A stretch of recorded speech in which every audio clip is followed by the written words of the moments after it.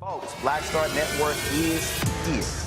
Hold no punches. I'm real revolutionary right now. Support this man, Black Media. He makes sure that our stories are told. Thank you for being the voice of Black America, Roland. Stay black. I love y'all. All momentum we have now, we have to keep this going. The video looks phenomenal. See, there's a difference between Black Star Network and Black-owned media and something like CNN. You can't be Black-owned media and be scared. It's time to be smart. Bring your eyeballs home. You dig?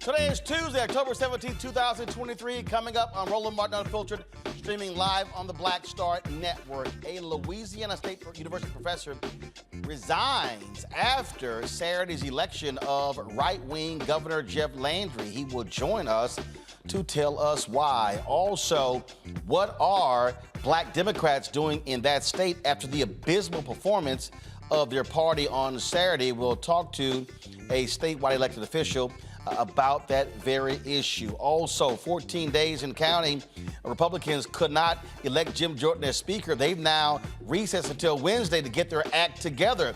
And why is former Speaker Kevin McCarthy trying to blame Democrats?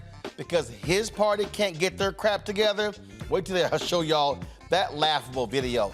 Vice President Kamala Harris continues her tour of college campuses nationwide. We'll show you what took place at today's gathering. Also, in our marketplace segment, we'll feature a Black-owned detergent company. That's right, detergent company. It's time to bring the funk on Roland Martin Unfiltered on the Black Star Network. Let's go. He's got it. Whatever the miss, he's on it. Whatever it is, he's got the scoop, the fact, the find. And when it breaks, he's right on time and it's rolling. Best believe he's knowing. Putting it down from sports to news to politics. With entertainment just for kicks, he's rolling. It's on go, roll, y'all.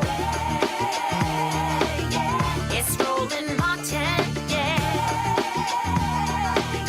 rolling with Roland now. He's funk, he's fresh, he's real, the best, you know he's Roland Martin now.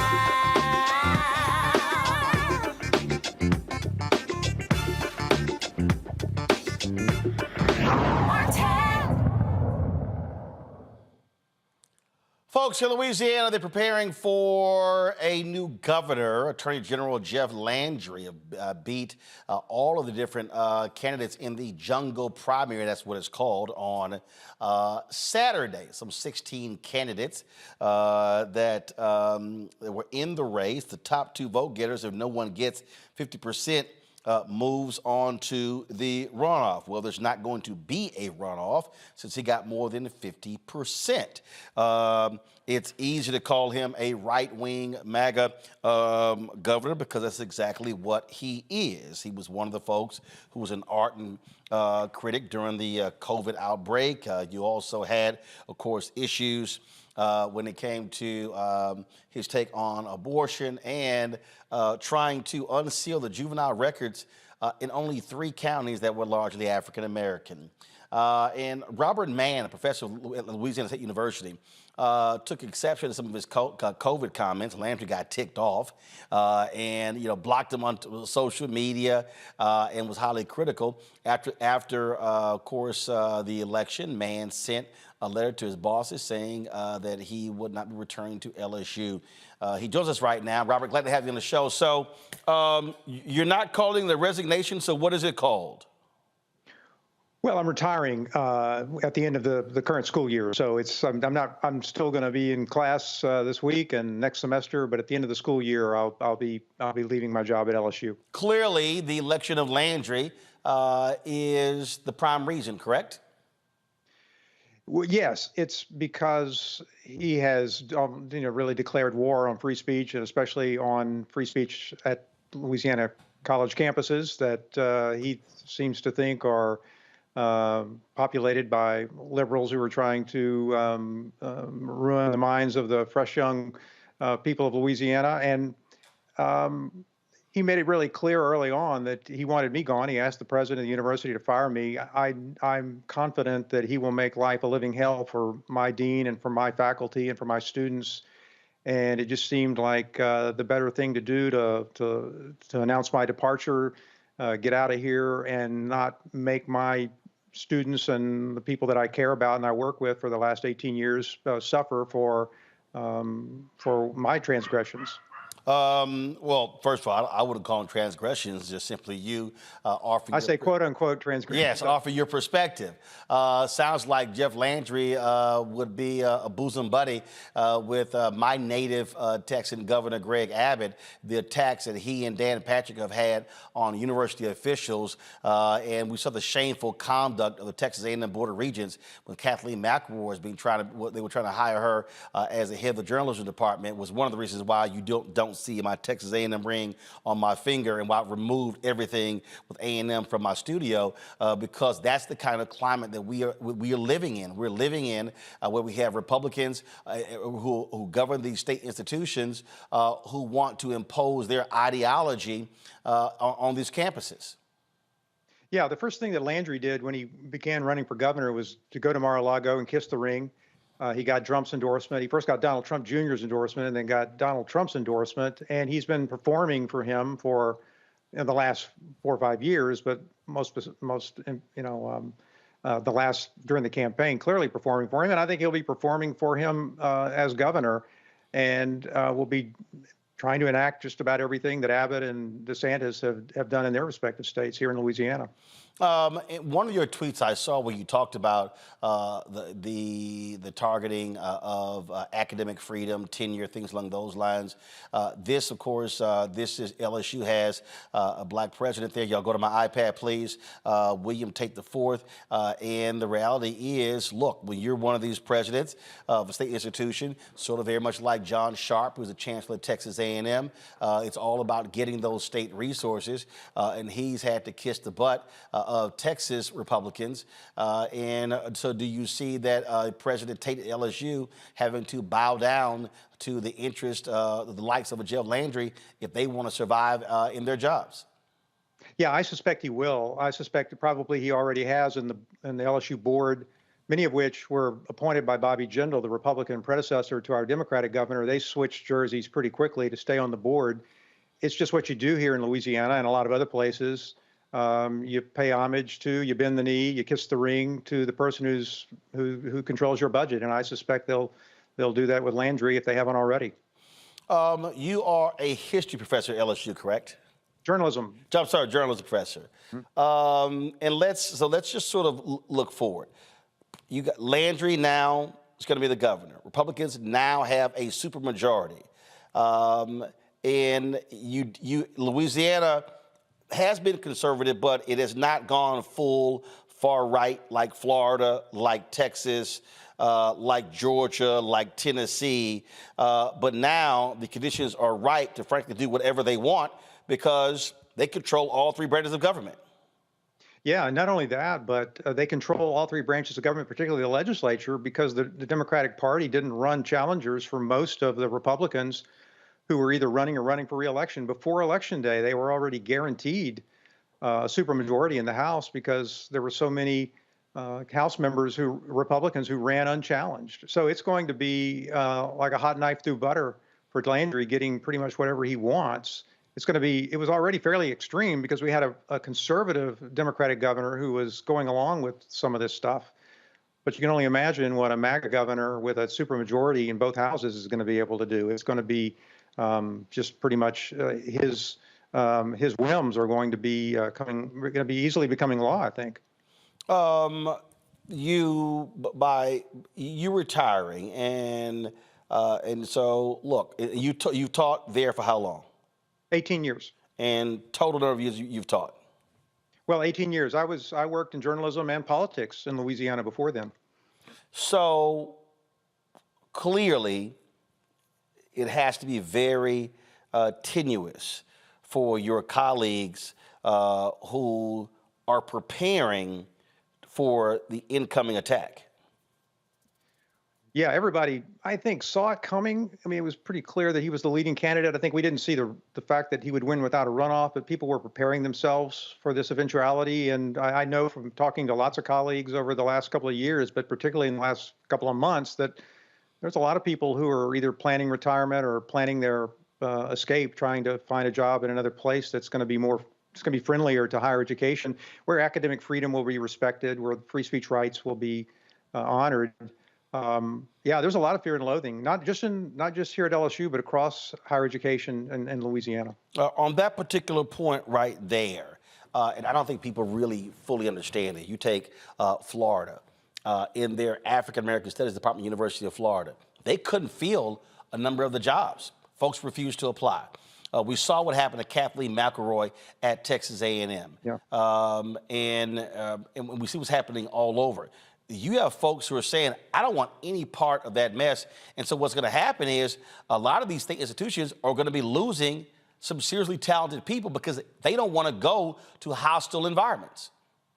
They don't want to go to a hostile environment. They also don't want to move if they're women or they're married with a wife of childbearing age, or they have children of childbearing age. They don't want to move to a state where they no longer have bodily autonomy, I think Louisiana may be the state where it's the longest drive to another state that has the availability of an abortion. So if you need abortion services, you can't get them here. If you need emergency care, if you have a difficult pregnancy, you're not going to get it here.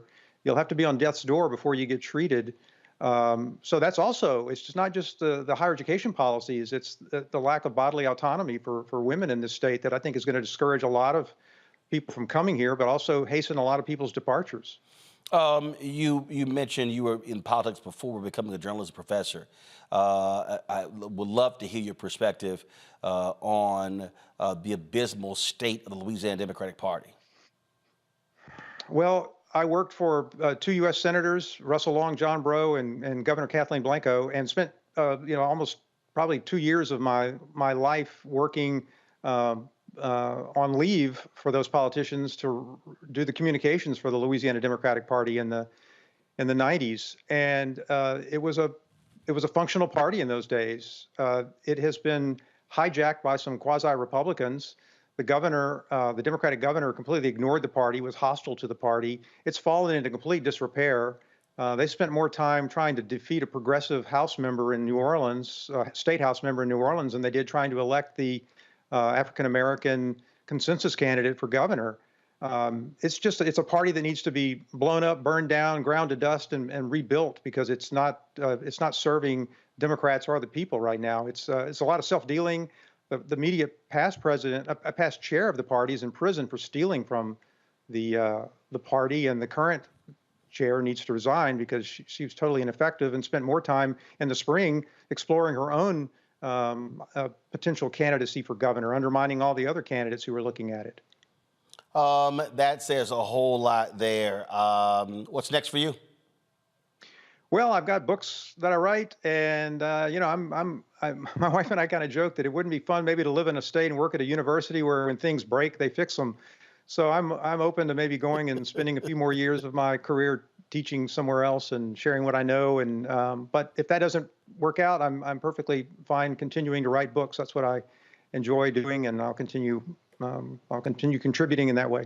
Well, Robert Mann, we appreciate you joining us, explaining what's happening there. It is certainly, first of all, for the second most popular state for African Americans, it is not going to be great days ahead because if JeJeff Landry governs as governor like he operated as Attorney General, it is going to be dark days in Louisiana.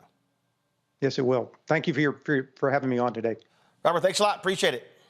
Thank you. Folks, going to go to a break. We come back. We're going to talk to a black state elected official in Louisiana about what is next for the Democratic Party there.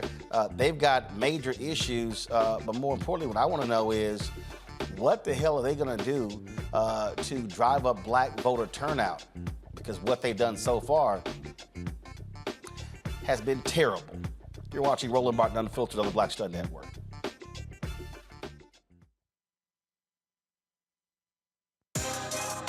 Peace, I'm Faraji Muhammad, host of The Culture. And brothers, we need to talk. There's been much discussion about the state of the black man in our community.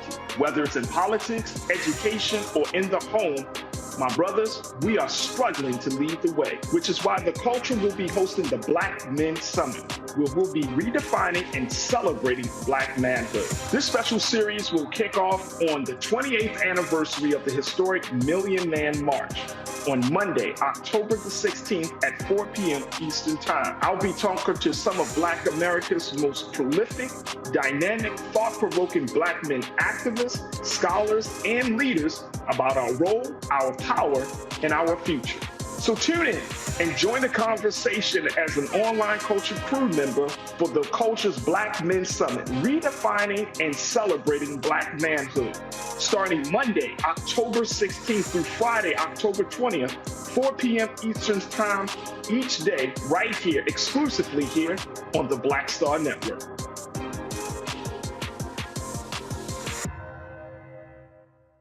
All change is not growth. Right. But thoughtful change is real good fertilizer. And that's what has been so beneficial to us. But you also were not afraid of the pivot. Well, and I'm a black woman in business. Come on, I don't care how I dress up. I don't care who I'm speaking with. I don't care what part of the world I am in. I still am a black woman in business. Being afraid of the pivot, being fearful of change is not what got me here. Respectful of change, respectful of pivot, yeah. Fearful, no, no.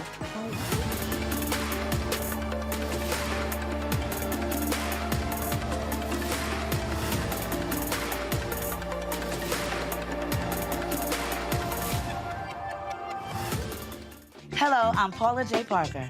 Truly proud on the Proud Family. I am Tommy Davidson. I play Oscar on Proud Family, Louder and Proud. Hi, I'm Jo Marie Payton, voice of Sugar Mama on Disney's Louder and Prouder, Disney Plus. And I'm with Roland Martin on Unfiltered.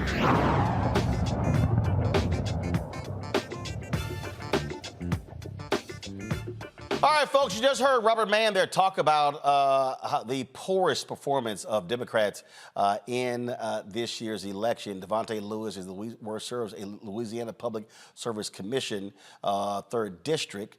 He joins us right now. Devontae, glad to have you here. So first and foremost, Sean Wilson was a Democratic nominee. He gets 26% of the vote. What the hell happened? Yeah, thank you, Roland, once for having me. I think one of the challenges that we saw is that Sean only ran about a 5-month campaign. He announced his candidacy for governor around late this spring and then decided to run. And so there are, quite frankly, a lot of black Louisianians who didn't know who Sean Wilson was because he did not have enough money to get on air, to do a ground game, to talk to voters. And so I think that's a challenge here in Louisiana when we have candidates who want to run statewide, and we wait till the very last second to try to engage our people. Okay, so you said he waited.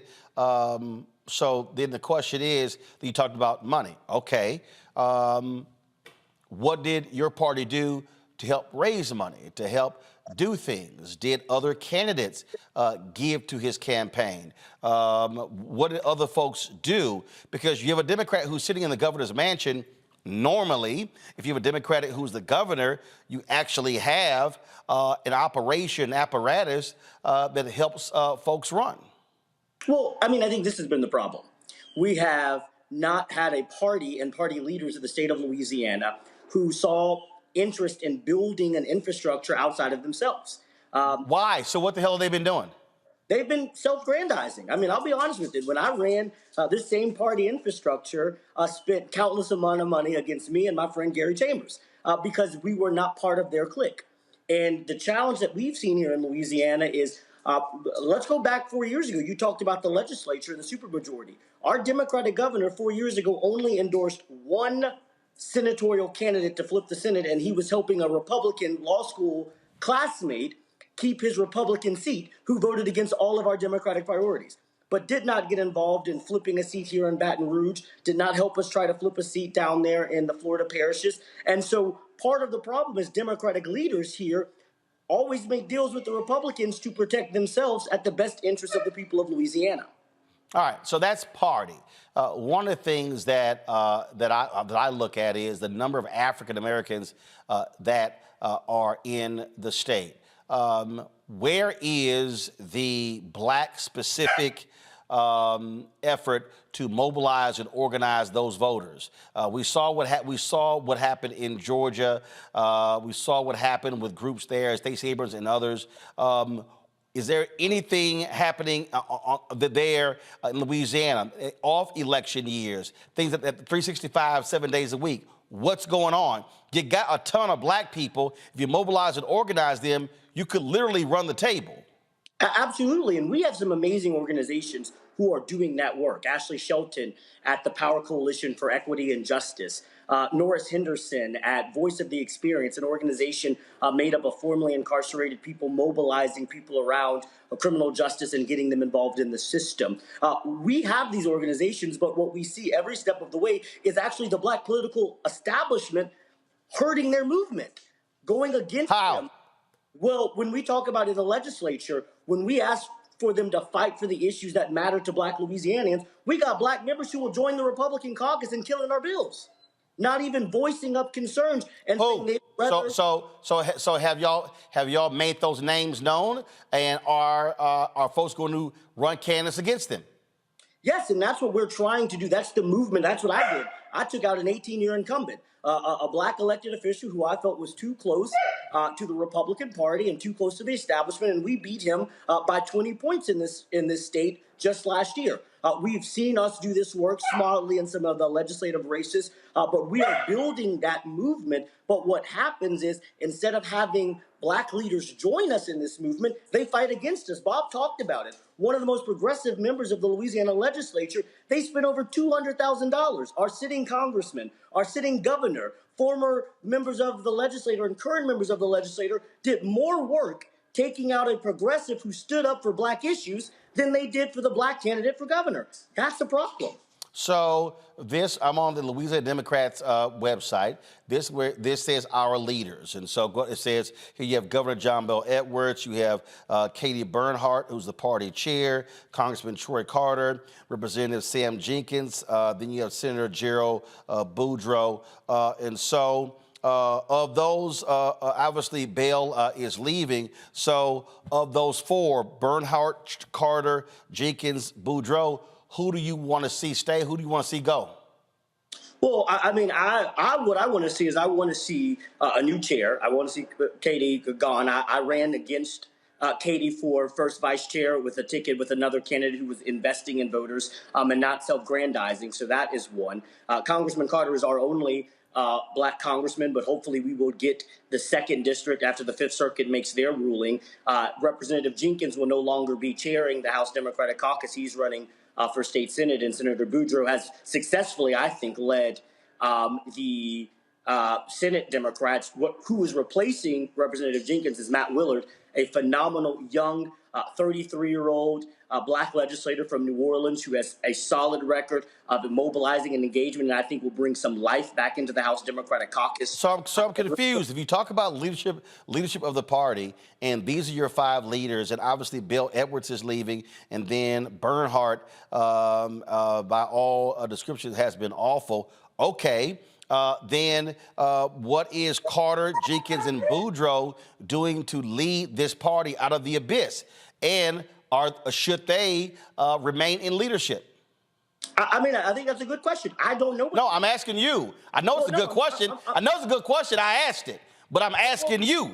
Well, what I'm telling you is that is the question when we have leaders who say one thing in public and do something private. No. Devontae, I'm asking you. Do you, again, yes, you already laid out Carter's elected. You have Jenkins is running for, not going to be House leaders. He's running for the Senate. I'm asking you, are these 3, are they doing enough to change the leadership? And if not, do they need to go? Oh, wait, I don't think they're doing enough. I'll be very blunt. I mean, we have not seen the type of engagement from our elected officials in terms of building and mobilizing and organizing. And that's been a challenge. I've been an advocate before I became elected, and I went to the Capitol every morning telling them, we got to stop trying to make deals with the Republicans and stand up for black issues and for black people and the poor of Louisiana and make that case. And I think, sadly, in Louisiana, the Black Caucus at times have made more out of trying to be the peace negotiators with the insurrectionist Republicans than they have been defending our issues. And so I think there is a message that we need to take. We want to see real leadership, and I don't want the control of the party. I mean, I think that's been the challenge. When we had a sitting progressive young legislator named Ted James running for the party chair, former Congressman Richmond and Congressman Carter did not support him, and they supported Katie Bernhardt. That's a problem, and we need to talk about it. All right. So again, so that's party. If I go back to again that black plan that I'm talking about, what is it going to take? Are you targeting? What are the key areas in Louisiana that should be targeted? Because again, I'm speaking about black interests, which are not necessarily Democratic interests. Now, it may mean electing Democrats, but those are two separate things. What I'm curious about is what is the black plan for black people? Because I'm not just talking about governor or Democratic leadership. I'm talking about sheriff. You got 63 sheriffs that ran, 56, all of them white, 57 men. You had one guy who was a sheriff in a blue area, had no Democratic opposition. What the hell? You had problems with state troopers there in the Ronald Green case. I can go on and on and on. So it's not like, look, you got Cancer Alley. It's abundance of issues. And so what are black folks going to do to mobilize and organize that state? I mean, you got black folks, right? What's amazing to me is you got black people right now who are having more of an impact on the Mississippi governor's race than what just took place in Louisiana, and you had a black man running for governor in Louisiana.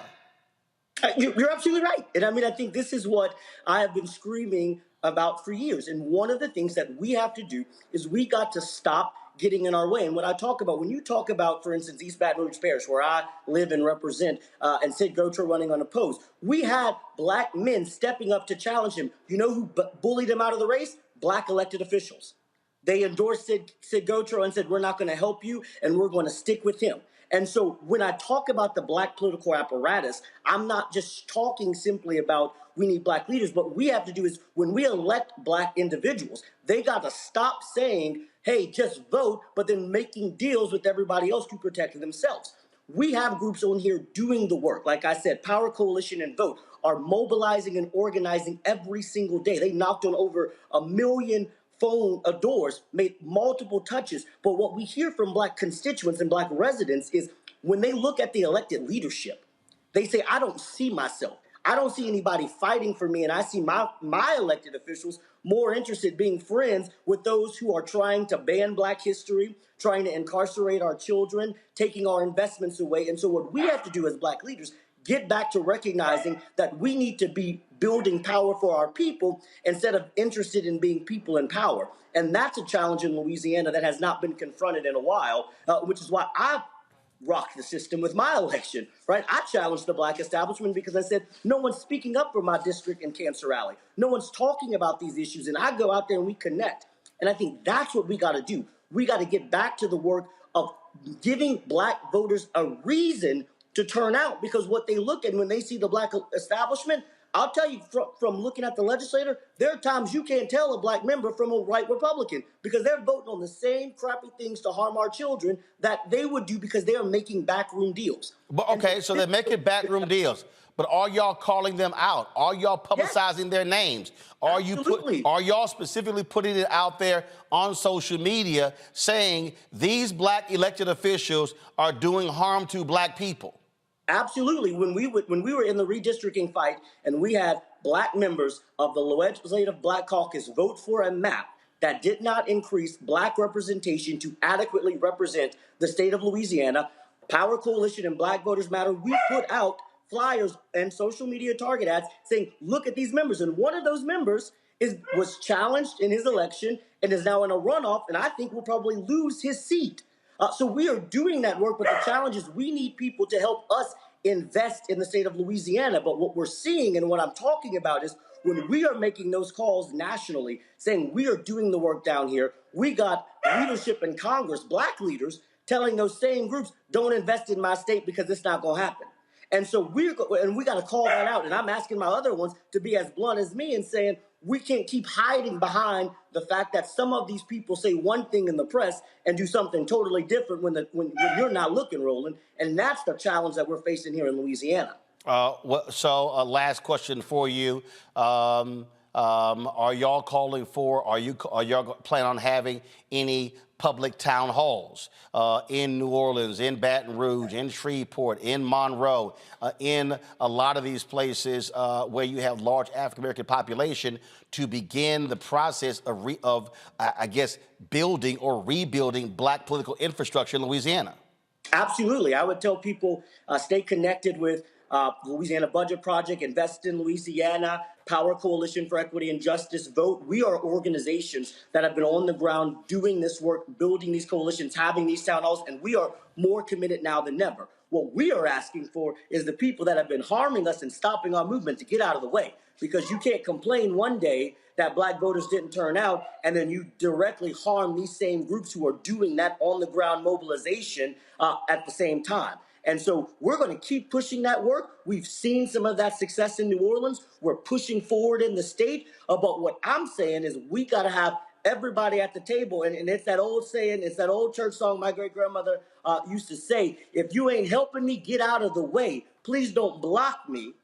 Because we are trying to run this race. And that's what I'm saying. If you don't want to be part of the process of building black political power, get out of our way so we can keep doing that work.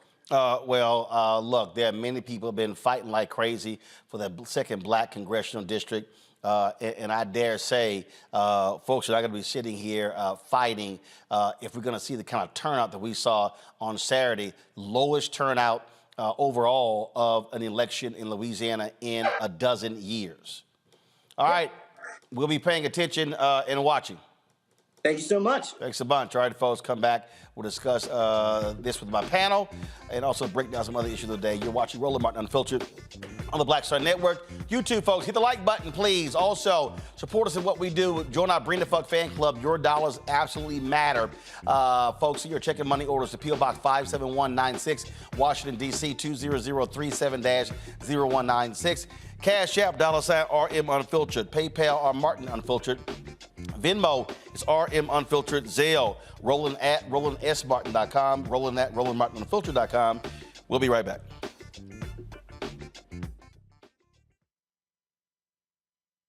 On A Balanced Life with me, Dr. Jackie. Being of service to others is one of the greatest callings in life. But being there for someone else in their time of crisis is a whole new level, and you have to bring courage, commitment, and strength. On our next show, we meet two real-life angels who were thrust in the midst of caregiving and without warning. And he was looking strange and couldn't cut his meat.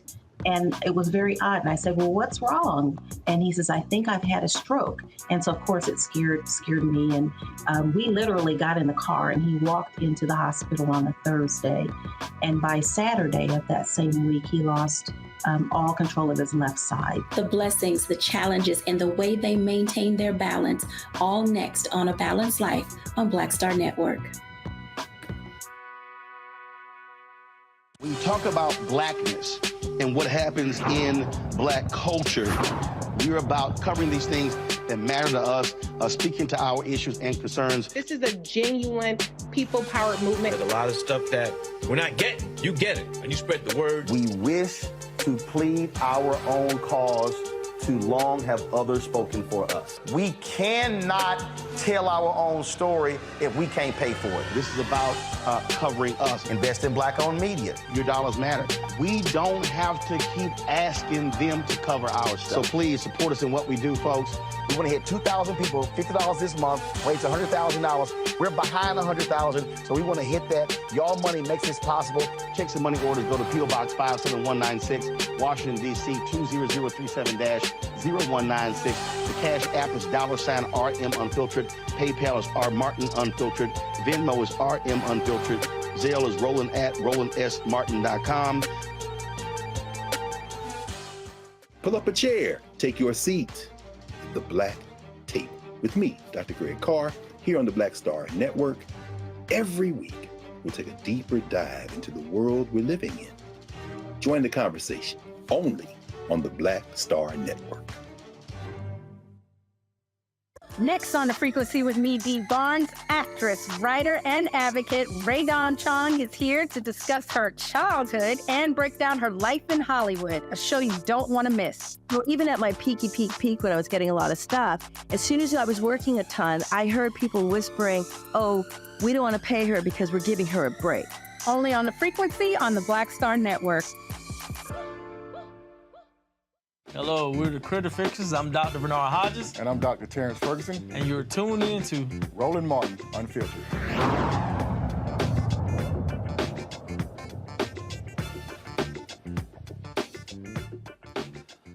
All right, folks, my panel, Dr. Mustafa Santiago Ali, former senior advisor for environmental justice at the EPA out of D.C. Randy Bryant, DEI disruptor. She's out of D.C. Suzette Speaks, attorney and host, the Suzette Speaks show out of Miami. Glad to have all three of you here. Mustafa, I want to start with you. And this is something that I think people have to understand when I ask the question, what is the black plan, not the Democratic plan? Now, I'm also very clear in terms of politics. The reality is the issues that we often talk about that matter to us are likely going to get done through a Democrat and not a Republican. And so I love it when all these yahoos out here, these Simple Simons, like, oh, you're out here shilling for the Democrats. Fool, them other folk don't give a damn about us. It's abundantly clear in the stuff that they actually support. So the question then becomes, if we're going to support somebody, it's likely going to be a Dem, but then the question then becomes, what type of Dem? What you saw there in Louisiana, I mean, beyond abysmal. Go to my iPad. These are the total number of qualified voters in the state, okay? And so when you go, come on, guys, let's go. Switch. Thank you. Let's go. Thank you. All right.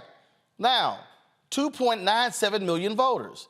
White, 1.8 million. There were 927,577 eligible African Americans in the state, okay?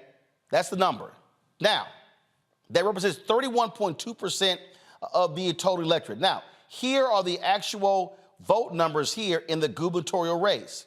You're going to see right here, all right, 1,062,498 people voted. That was a total number. That means that little more than 800,000 people voted compared to the number of African-American voters in the state. Now, go back to my iPad. So you'll see here, JeJeff Landry, he won with 547,827 votes.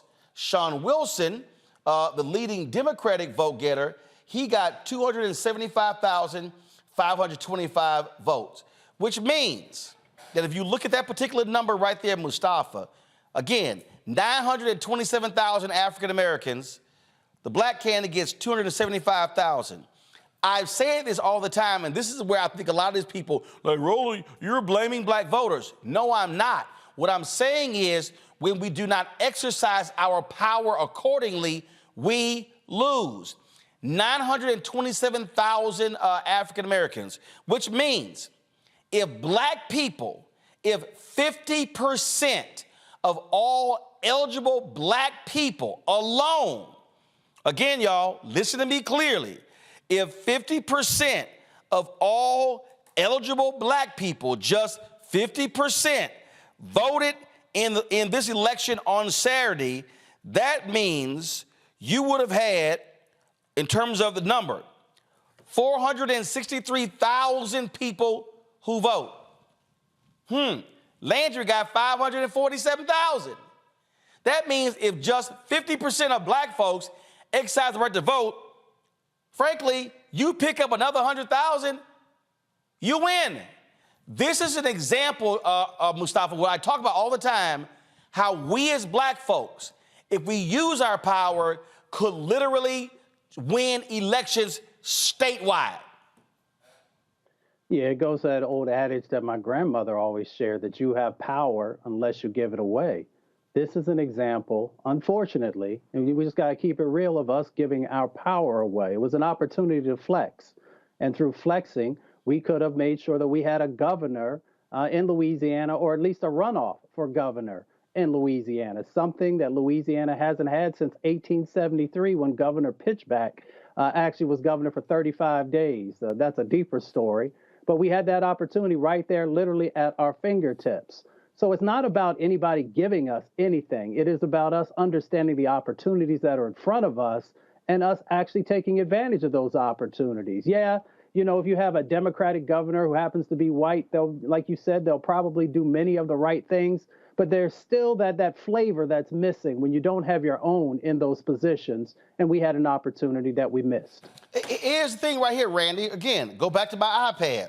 There's a runoff for Secretary of State, and you see all the different candidates here. So you had 8 people who ran for Secretary of State.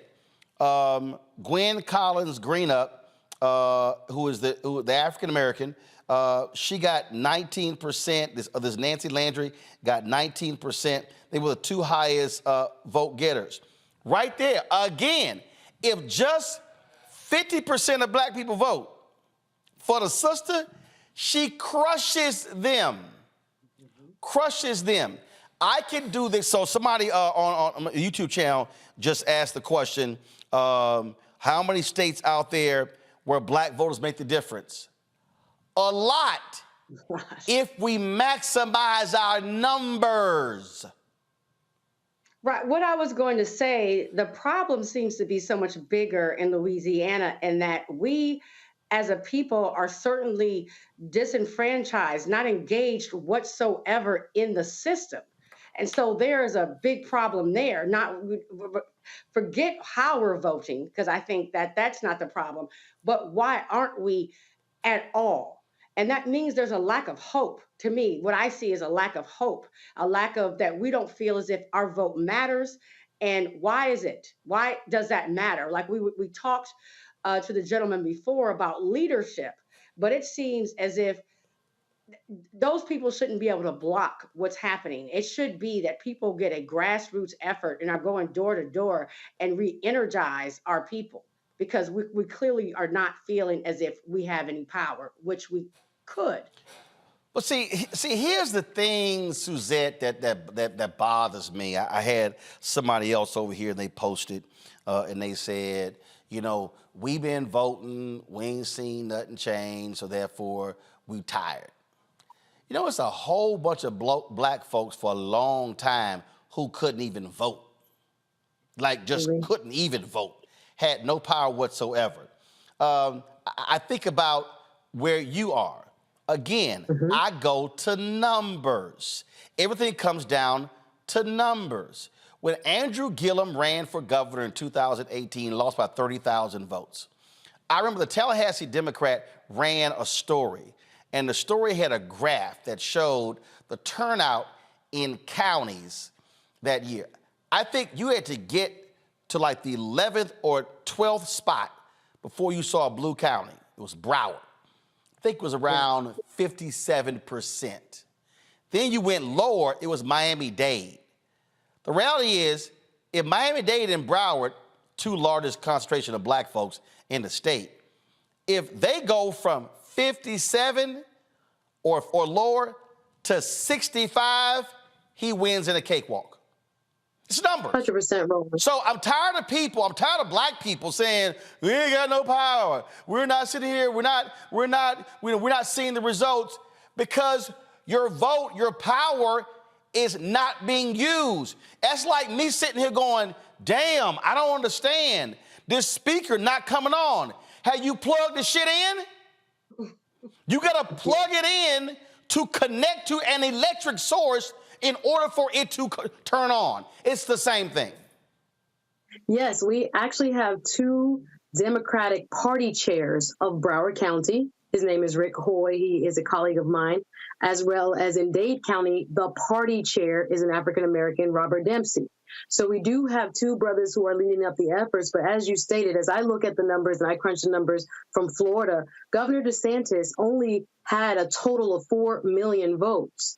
Charlie Crist had 3.1 million in a state of 22 million people. So when people try to make the contention that this is a red state, I push back oftentimes, because if the numbers, as you stated, of minorities do come out, we can swing the entire state legislature as well as the governor's office. Now, of course, we have gerrymandered districts as well that help keep Republicans in the majority in our state house and our state senate. However, when you look at local elections, which are the building blocks for getting Black leadership, trained up Black leadership, ready to fight, ready to go to Tallahassee and to take on congressional roles, et cetera, we have the numbers. I tell people all the time, although these districts are gerrymandered, when you look into them, there are a ton of blue voters sitting in what looks like a ruby red district on election night on the maps. We think of Florida as so-called being, extremely red, but there are counties that have 40% Democrat, 45% Democrats,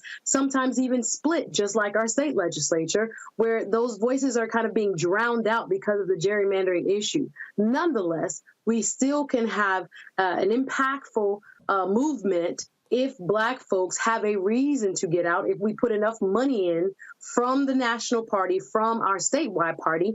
I know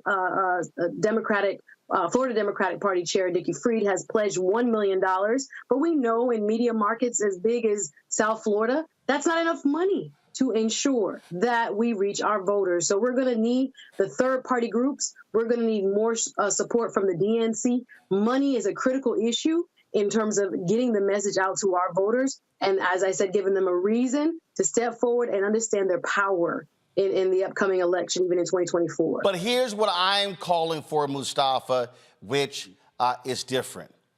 I'm not waiting on a damn party. I'm not waiting on a national party, a state party, a county party, a local party. I'm talking about Black people. That's why I keep saying, if you say, hey, I like so-and-so candidate, do not send the money to the candidate.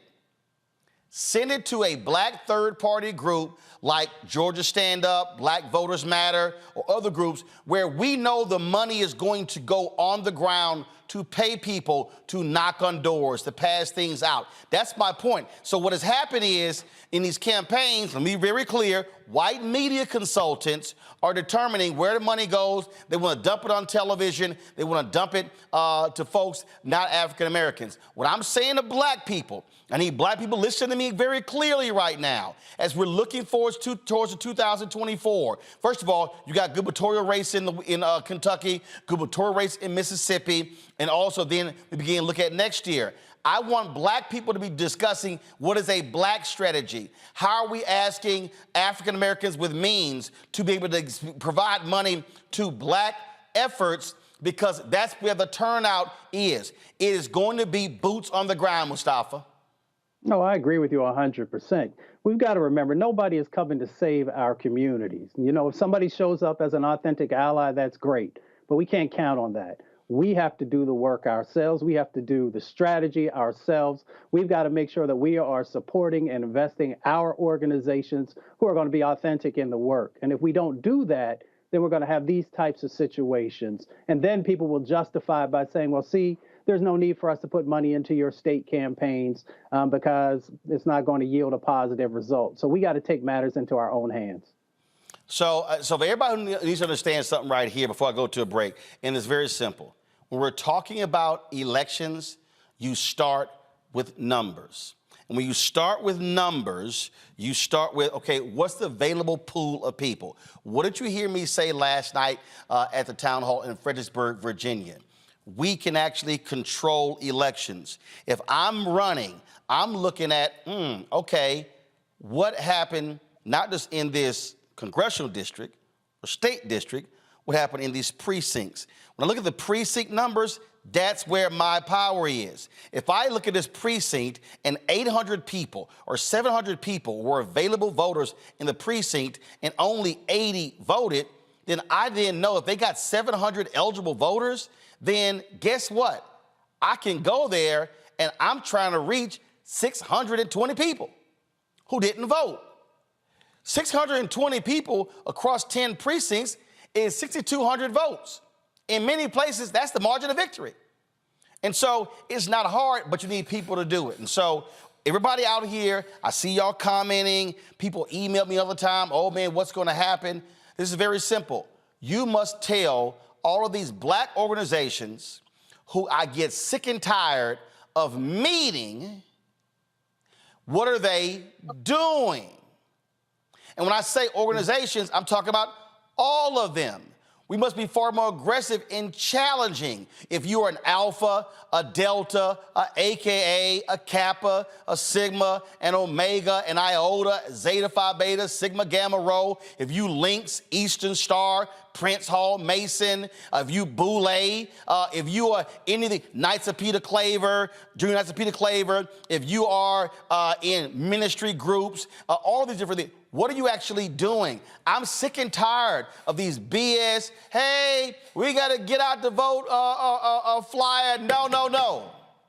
How are you examining data and then turning people out? That's what I'm talking about. How are we mobilizing caravans of vehicles to drive folks to the polls? I'm telling y'all right now, listen clearly. The hell that is going to be unleashed on black people if the right wins next year, you do not want to deal with. I don't want to hear that, black people, we done survived this, survived that. No, your black ass didn't. Your ancestors did. So every single one of y'all who say black people survived slavery, your sorry ass didn't survive slavery. And guess what? The black people who did survive slavery, they're the ones who rustled together nickels and pennies to create schools.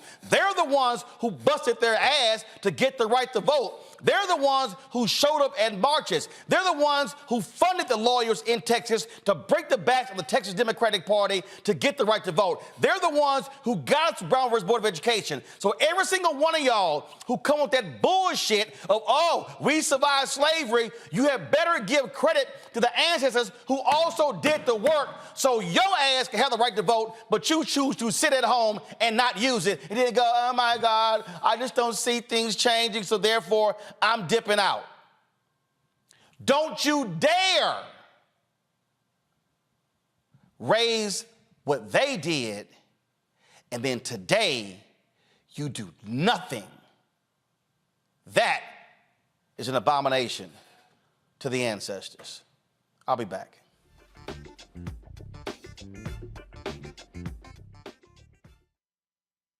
I'm Deborah Owens, America's Wealth Coach and host of Get Wealthy. Let me hit you with a few numbers. African Americans spend 9 times the amount on ethnic beauty products and yet only own 1% of the beauty supply stores. It's an $18 billion industry. On the next Get Wealthy, you're going to learn and hear from a woman who's turning this obstacle into an opportunity. We literally take you from A to Z on all of the things step by step you need to have in place to open and run a very successful beauty supply store. That's right here with me, Deborah Owens, host of Get Wealthy, only on Black Star Network. Hatred on the streets, a horrific scene, a white nationalist rally that descended into deadly violence. White people are losing their damn minds. As an angry pro-Trump mob storms the U.S. Capitol, we've seen shooting. We're about to see the rise of what I call white minority resistance. We have seen white folks in this country who simply cannot tolerate black folks voting. I think what we're seeing is the inevitable result of violent denial. This is part of American history. Every time that people of color have made progress, whether real or symbolic, there has been what Carol Anderson Anderson at Emory University calls white rage as a backlash. This is the rise of the Proud Boys and the Boogaloo Boys. America, there's going to be more of this. Here's all the Proud Boys, guys. This country is getting increasingly racist in its behaviors and its attitudes because of the fear of white people. The fear that they're taking our jobs, they're taking our resources, they're taking our women. This is white fear.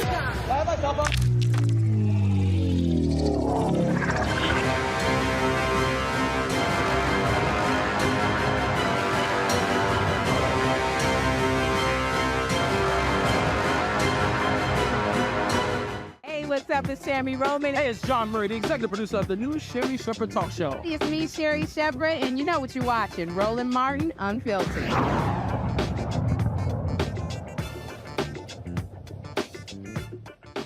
All right, folks, welcome back. I want to talk about with my next guest about his recent trip. He was in Israel, but before I get to that, I got to bring in Pastor Kenneth Whalen III on the show. I saw you over there clapping when I was talking, Pastor. So, and I know we're on the same page on that. And I got to show this here. Go to my iPad because y'all just had an election in Memphis, okay? And again, I need to be y'all. Memphis is black. Memphis is like black. All right, and look at these numbers. First of all, let me go ahead and say this. It's too many damn people running for mayor in Memphis, okay? I mean, look at all the people running. And I'm just going to go ahead and say it. Willie Harrington, stop running. You were the mayor before. You had your shot. I'm sick and tired. No, come. Let me just say it right now. No, come to me. Come to me. Come to me. Come to me. Willie Harrington, stop running for mayor. Okay? You had your opportunity to lead Memphis. You had your shot a number of years. Man, go do something else. It's time for a new generation in Memphis. But every time there's an election, he's sitting here running with the same tired message. And yeah, I said it. Time for new leaders to actually step up. But this is the thing what we're talking about here, Kenneth, again, how we sit here and we're not maximizing black power. And that's how you had a Strickland who became the mayor of Memphis, because too many of us were trying to run and cancel everybody out. That's exactly right. But here's the good news. Here's the good news, Roland. The candidate who won this time happens to be the best thing that could have ever happened for Memphis. And I think what happened... Paul Young. They learned Paul Young, yes. I think what happened was, and you know this, you wrote the book on this. All right, the other candidates, Van Turner, Willie Harrington, Floyd Bonner, they split the vote that might have gone to a traditional civil rights candidate, but they were all fighting for the same vote. Paul Young put together, he did exactly what you were talking about earlier tonight, man. He had young people knocking on doors. People got tired of hearing about Paul Young. Roland, this is his first political race. He's never run for anything, Roland. And now he's the mayor of Memphis. And I believe it's going to be the best thing that ever happened for Memphis. Well, what just drives me crazy, and I see this all around the country, where we have opportunities to maximize black political power, to maximize things for black people, and we don't. And then everybody run around and talk about, oh, Atlanta. Well, the folks in Atlanta figured out real fast, if you keep power, you can wield power.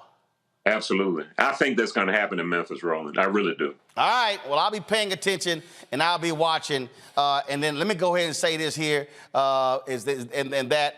already know this here. Everybody in Memphis, I am not coming back to Memphis for a commemoration of Dr. King's assassination if we are not going to be talking about economic mobility, which is what he was talking about, which is why he came to Memphis. I'm sick and tired of the same thing for Selma. If we ain't talking about the money, I'm not coming back to Selma for Bloody Sunday. I'm tired of these civil rights commemorations where all we do is remember what happened back then, and we ain't talking about the money today. Well, black economic empowerment is what brought you and me together, Roland, 10, 20 years ago. And so I'm looking forward to it, man. Whenever you get ready to come down to Memphis and let's do the Black Economic Empowerment Symposium or whatever we're going to do, let's do it, man. We started Bust a Move Monday more than 20 years ago, and we're still the only black church that I know of that engages in supporting with real dollars black-owned business. Well, just folks understand, we come to Memphis around April 4th. It is going to be for an economic conversation. Yes, it's sir. not going to be for the usual.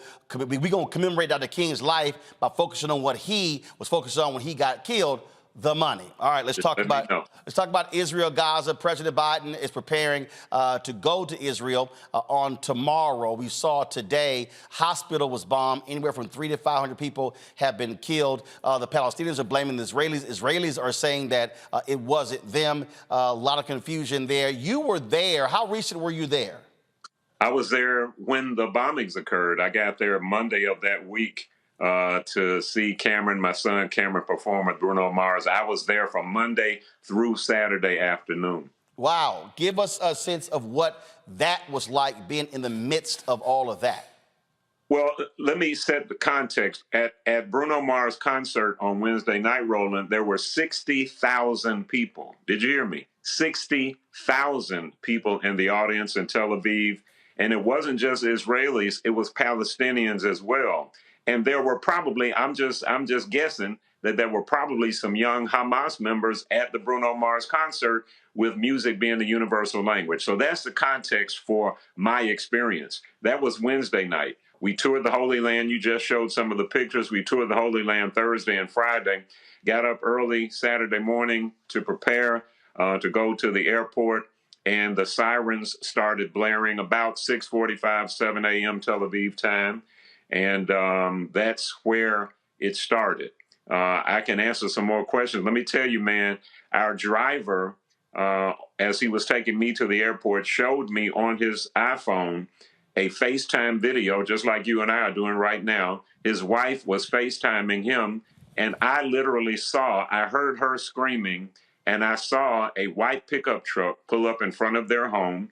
About 8 masked gunmen jumped out of the back of the pickup truck in front of my driver's home and pulled out their AR-15 type rifles and just started firing in a circular motion around the community in front of this man's house. That's where I was when everything started. It has been contentious. It has been just horrible to see the images, the dead bodies. We can on and on and on. But you also have this dichotomy happening. Yesterday, we were down in Fredericksburg, Virginia, for a panel. There were Israelis protesting in front. There were Jewish Americans protesting in front of the White House, calling on the White House to demand a ceasefire. You have the State Department issuing language saying to the diplomats, don't use that type of language. You've got on college campuses, you've got donors who are saying they're going to be pulling their money from Harvard and Penn, from Columbia and other places because the presidents were not condemning students who were blaming Israel and not Hamas. I mean, you have people Alicia Keys posted a photo and somebody asked her, what's the one thing that you would like to do that you were scared of? She said paragliding, and people like Megyn Kelly and others like, oh, look at her dressed in the Hamas colors, and we see what she's saying. She had to delete the post, and she said, I was asked the question, had nothing to do with this, because that's how some of the Hamas folks attack Israelis. I mean, and so you literally have people who are saying, I can't win for losing, so I'm just not going to say anything. Well, I'm not a geopolitician, so there's some things I can't opine on, but I am a theologian, which is what all of us are when we think about God. And I'm telling you, Roland, the same hatred that existed between Esau and Jacob, listen to me, it's the same hatred that still exists on the same soil that it existed between Esau and Jacob. And until we address that, until we do what I did, what Cameron and I did when we were in the Holy Land, right in the midst of the conflict, I fell on my face, man. I submitted myself to the presence and power of God in that atmosphere. And as we teach that, when more people do that, then we'll see the situation tamped down. But man, until we do deal with it, hatred is going to continue to move forward. Yeah, and what I keep saying to people is death is death. And you have Israelis dying, you have Palestinians dying. Death is death. And so people say, well, you know, you can't, you know, it's like Israel has a right to retaliate. The folks, the Palestinians, Hamas, they're sitting here, they're tired of the oppression. Again, dying is happening on both sides. And guess what? Neither side is at peace. And absolutely right. And dying is happening in our streets. And this is, Roland, this is what dawned on me as I was hunkering down in a shelter in the Tel Aviv airport while the sirens were blasting. I saw, when I heard a radio report that a representative of Hamas said, these attacks are in retaliation for the way we have been treated for centuries.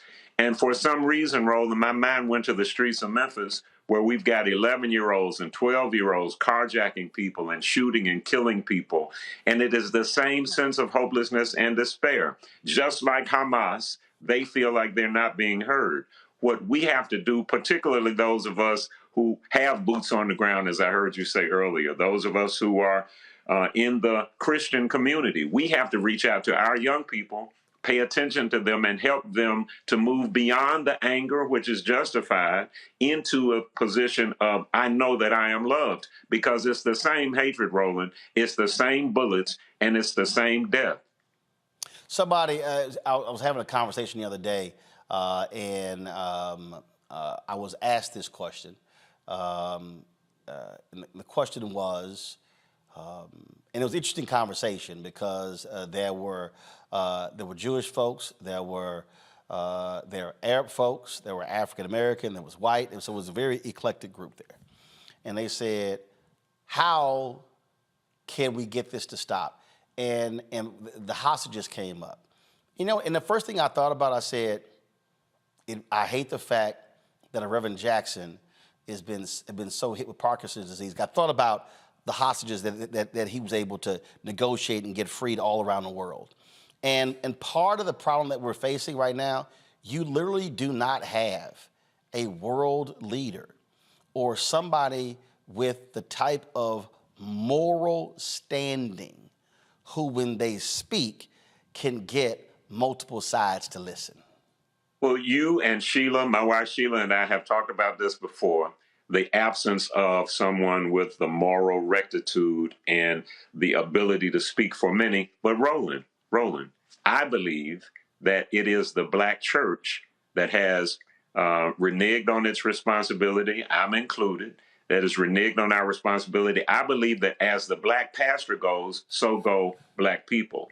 And if individual Black pastors will begin to just stand up in truth, begin to fall down in worship, begin to speak the truth, begin to come away from this deal of letting politicians come into your pulpit, all this kind of thing, I believe we can be a united voice that speaks the way Dr. King spoke, the way Reverend Jackson spoke at one time. I think that's possible, Roland, and I know you do too. Well, what we're faced right now is a continuation of the deaths. Again, folks, the blame is going around right now. Who's responsible for this tragedy at this particular church? I'm looking at the front page of the New York Times right now. Go to my iPad. Israelis and Palestinians blame each other for blasts at Gaza hospital that kill hundreds. Here's the reality. Hundreds are dead while they're blaming. No doubt. No doubt. Pastor Whalum, I appreciate it. Thanks a lot, brother. Love you, Roland. Thanks a bunch. Thanks a bunch. Tell the wife and the fam what's up. Real quick to my panel here. Randy, I'll start with you. I mean, this is one of the things that's happening right now, Randy, and corporations are on edge, universities. You got Slack chats that are going crazy because people are drawing lines. You've got billionaires like Bill Ackman that are saying, oh, any student who signed on to any of these statements on the college campuses, do not hire them for jobs. A law firm rescinding job offers to some of these students. I mean, it's stunning to watch. Literally, while that battle is going on in, I'll call it North Africa, other people call it Middle East, while that's happening, then, of course, you have the battles that are happening literally in the streets of the United States, protests and rallies, and what's happening in corporations as well. How does a corporate leader navigate this? It's a really good question. I have been watching, I've been getting lists of corporations that people should ban or protest on either side, um, depending on how you feel. You know, they say, oh, this product, you know, don't go to Starbucks because they are feeding money in to Israel. And you know, and people don't seem to get that there is no win here. There is no win, and it is affecting everything from what people are posting on their social media because they're afraid of what to do. I think that what a corporation, where I advise in a corporation now as a DEI specialist, is that it would be very neutral and about just peace, something that serves everybody.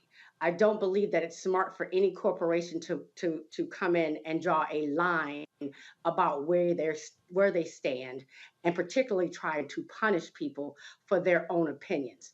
But they do have to just say to push peace and that and offer services, offer services, because there is a lot of stress that is going on within the workplace now. And so they have to say, how do we ensure that people are dealing with the emotional toll that that's taking place, because it's affecting people. But to keep drawing lines, like you said, death is death. People are dying on either side, and that is not a win for anyone, is a terrible choice for any corporation to me.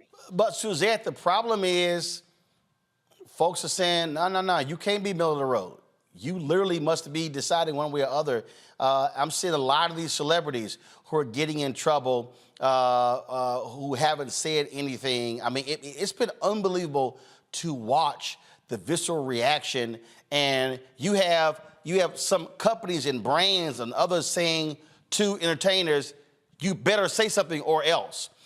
You've got, again, this thing is just this battle that is going on, where it's literally you are either on the Israeli side, or if you're on the Palestinian side, depending on who's saying, that means that, oh, you support Hamas.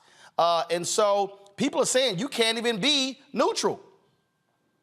Yeah, at this point, you're damned if you do, if you're damned if you don't, and there's very little middle ground to tread lightly. I've been looking at polls, Roland, where there are more supporters, even within the Democratic Party, for the Palestinian cause than there has ever been, and it also is something that we have to be sensitive to, because there's a distinction between Hamas and terrorism and the civilians that live in Palestine, as well as Israeli civilians and the Israeli government. I think people have to provide space for one to be able to say they reject Hamas or the terroristic acts and atrocities they committed, but do not support the Israeli government or don't completely agree with their action. I think there has been this kind of oversimplification that people are looking to, choose sides where it's a lot of shades of gray. And so we have to, I think, allow for one another to be able to express their opinion. But because this is such a visceral topic, people are risking their brands. People are risking friendships and jobs and all the rest of it, because the Israeli question is something that, again, has been in flux for some time.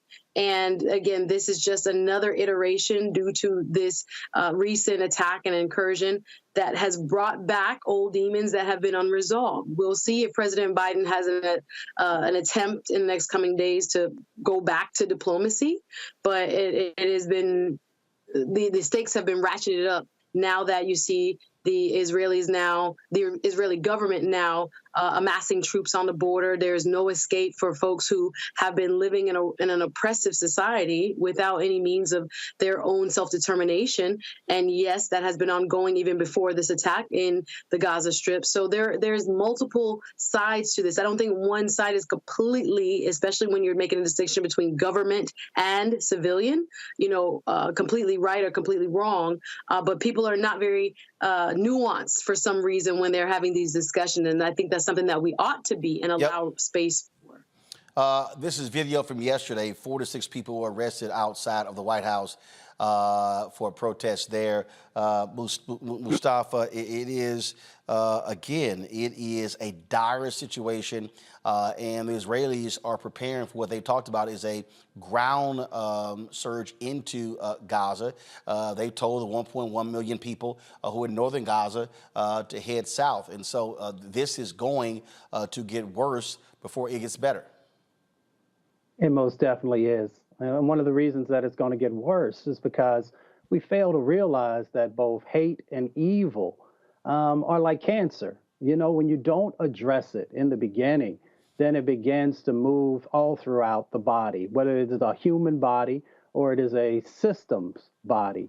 And Dr. King shared with us that the only way that you deal with hate is through love. So we have to figure out how we're going to get more focused on these core elements as a human that help us to move forward in the positive direction.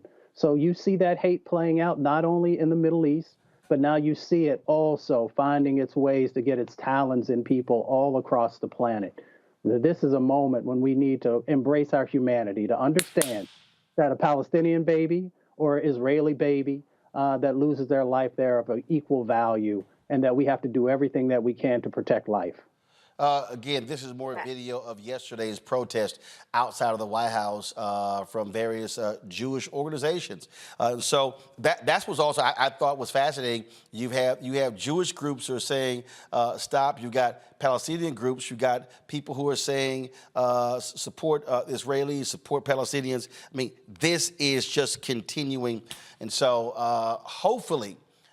With the president, and in fact, there's supposed to be a summit in Jordan, and the Jordan president called it off. It's supposed to be with President Biden tomorrow. It's not going to be happening. All right, folks, got to go to a break. We come back. We're going to talk about the battle over stand your ground law in Florida. Yep, the never-ending battle. It continues. You're watching Roland Martin Unfiltered right here on the Black Star Network. All change is not growth. Right. But thoughtful change is real good fertilizer. And that's what has been so beneficial to us. But you also were not afraid of the pivot. Well, and I'm a black woman in business. Come on, I don't care how I dress up. I don't care who I'm speaking with. I don't care what part of the world I am in. I still am a black woman in business. Being afraid of the pivot, being fearful of change is not what got me here. Respectful of change, respectful of pivot, yeah. Fearful, no, no.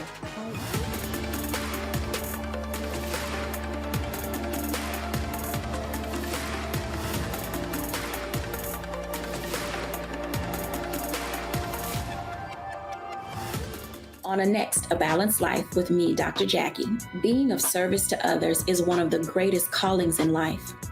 But being there for someone else in their time of crisis is a whole new level, and you have to bring courage, commitment, and strength. On our next show, we meet two real-life angels who were thrust in the midst of caregiving and without warning. And he was looking strange and couldn't cut his meat. And it was very odd. And I said, well, what's wrong? And he says, I think I've had a stroke. And so, of course, it scared me. And we literally got in the car and he walked into the hospital on a Thursday. And by Saturday of that same week, he lost all control of his left side. The blessings, the challenges, and the way they maintain their balance, all next on A Balanced Life on Black Star Network. Bruce Smith, creator and executive producer of The Proud Family, Louder and Prouder, and you're watching Roland Martin Unfiltered.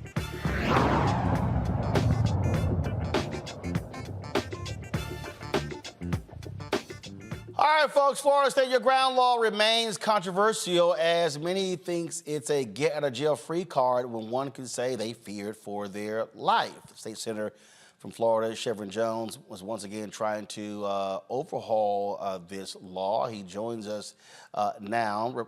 Glad to have you here, Senator Jones. So, what's the deal here? Because at the end of the day, we've seen a lot of these stories. Folks shoot and kill. They go, I was fearful for my life. I was standing my ground. Well, first of all, it's always good to see you, Roland. I mean, and some people they keep asking, Chev, why are you filing this every year? First things first. is that me, who represent the largest Black district in the state of Florida, it is the one thing that the African-American community that they continue to ask for is, what is Florida going to do with stand your ground? And we know that it's a losing battle within the state of Florida, but what we have to do is make sure that we continue to keep this at the top of mind to have a larger conversation when it comes to gun violence within our community, whether it is creating a gun violence task force, in which we have been asking for the last 3 years, Roland, by mind you, has passed both chambers, but Governor DeSantis just truly won't sign it. In 2005, after the legislature passed Stand Your Ground, which basically expanded the scope, as you know, the scope of self-defense claim by totally eliminating the do your retreat, we know that to be a type of shoot-first culture of violence. And that's what we know. And when we look at our community, it's more of us as African-Americans and marginalized community. We find ourselves on the other side of that gun when we're talking about Stand Your Ground. Well, and the thing that still gets me is, and I think, frankly, those who are against this law should be constantly reminding, it's a bunch of law enforcement people. All these Republicans who love to claim all Blue Lives Matter and how they pro-law enforcement, pro-law and order. Most law enforcement folks, sheriffs and police chiefs, are against this law.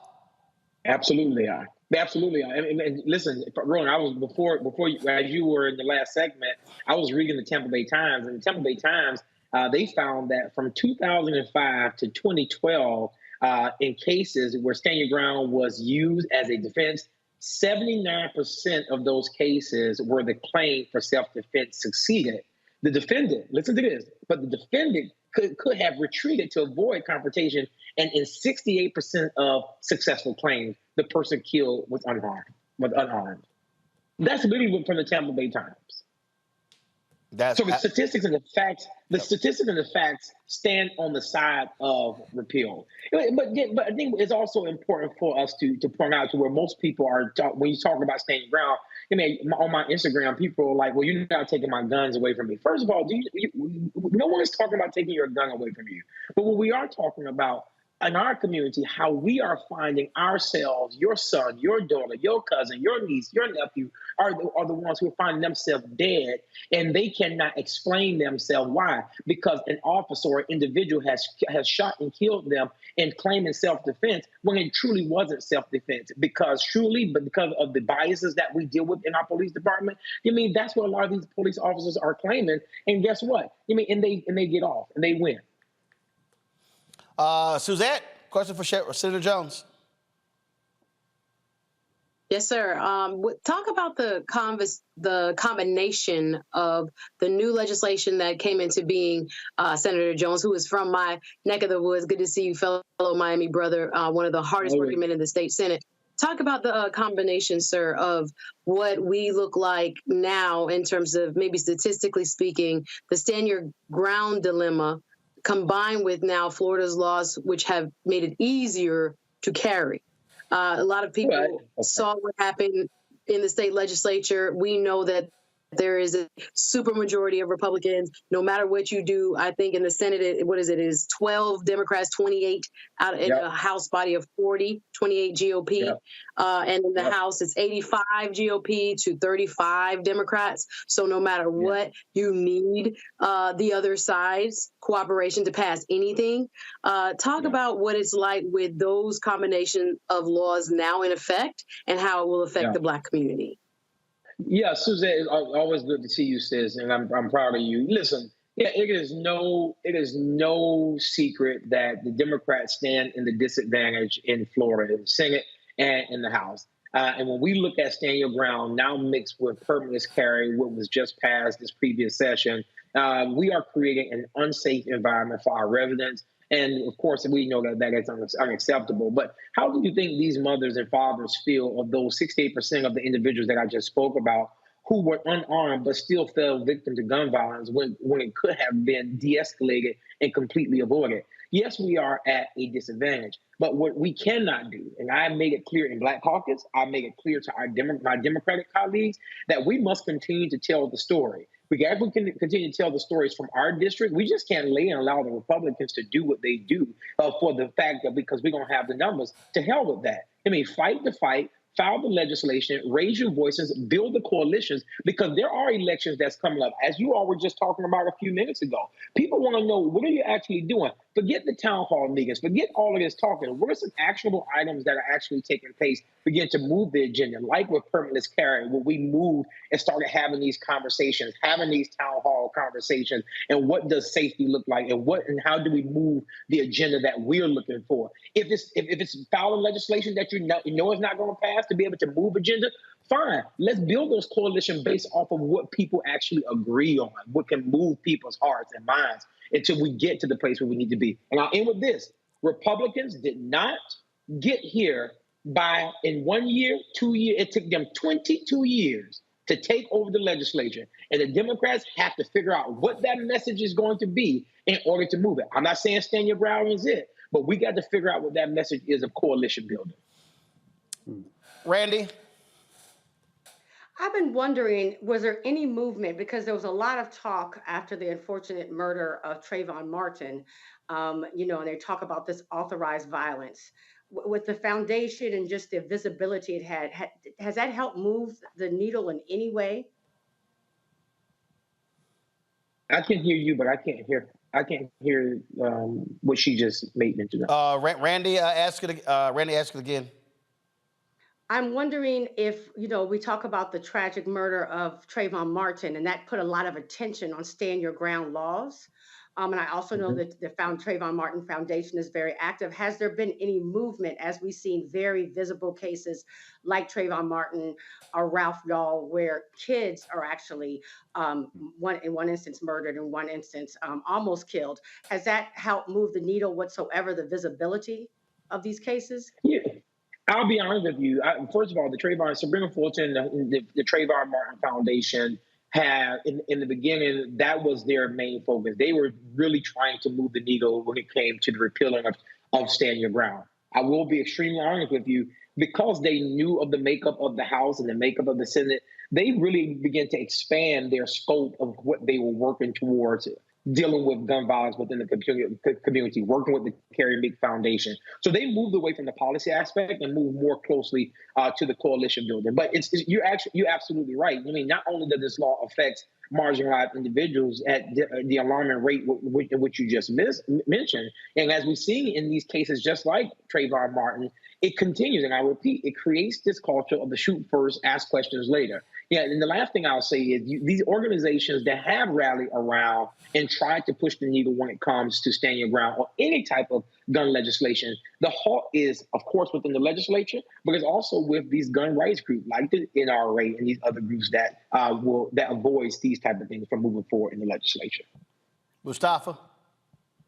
Yeah, well, Senator Jones, thank you for everything you're doing. It's curious that there was a study that came out last year that talked about stand your ground, and we know that there's been about 11% increase in homicides since it came out. About 700 more people are losing their lives each year.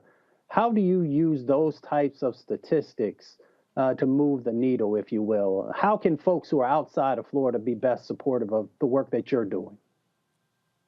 Mustafa, and appreciate the work that you're doing also. I'll be honest with you. I mean, my colleagues can give let me not do that. I'm going to keep it clean. They do not care. Show call unfiltered. You go ahead, Frat. Go ahead. They don't give a shit about numbers. You understand what I'm telling you? They can care less when it comes about numbers. They do it because they can. And when you mix that in with Black folk, let's talk about what Black folk has suffered here in the state of Florida under Ron DeSantis. We're dealing with a community where the governor vetoed Black projects in Black communities as retaliation because individuals were Democrat.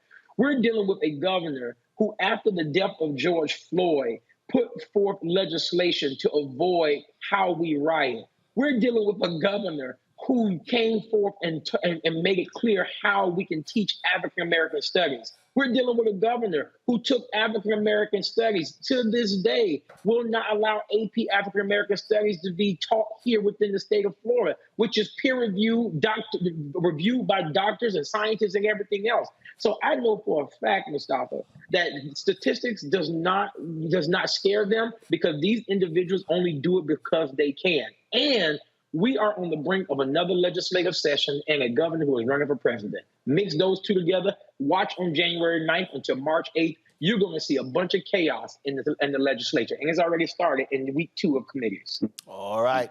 Senator Shepard-Jones, we appreciate it, man. Keep up the good fight. Thank you, Fred. All right, take care. All right, folks, we come back. Vice President Kamala Harris continues her tour of various colleges. This time she stops in Arizona. We'll show you some of that. Also, another shooting at an HBCU homecoming leaves a young alpha dead. Jackson State speaks on the death of this young brother out of Chicago. We'll show you what the interim president had to say. You're watching Roland Martin Unfiltered right here on the Black Star Network.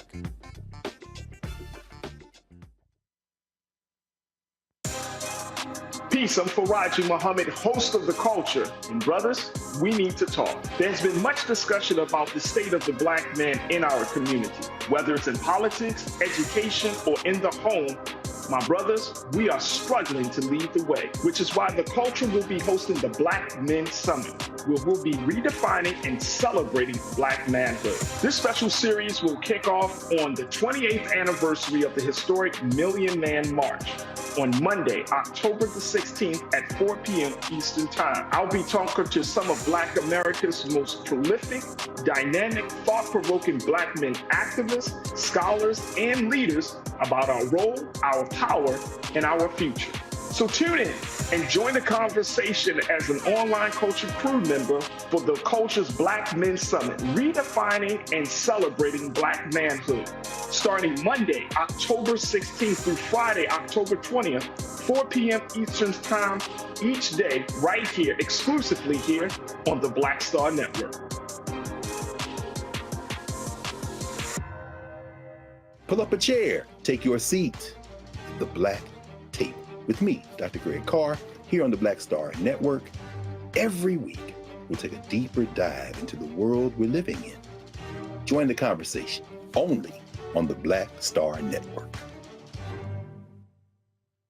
Next on The Frequency with me, Dee Barnes, actress, writer, and advocate Rae Dawn Chong is here to discuss her childhood and break down her life in Hollywood, a show you don't want to miss. Well, even at my peak when I was getting a lot of stuff, as soon as I was working a ton, I heard people whispering, oh, we don't want to pay her because we're giving her a break. Only on The Frequency on the Black Star Network. Hey, what's up, y'all? I'm Devon Franklin. It is always a pleasure to be in the house. You are watching Roland Martin Unfiltered. Stay right here.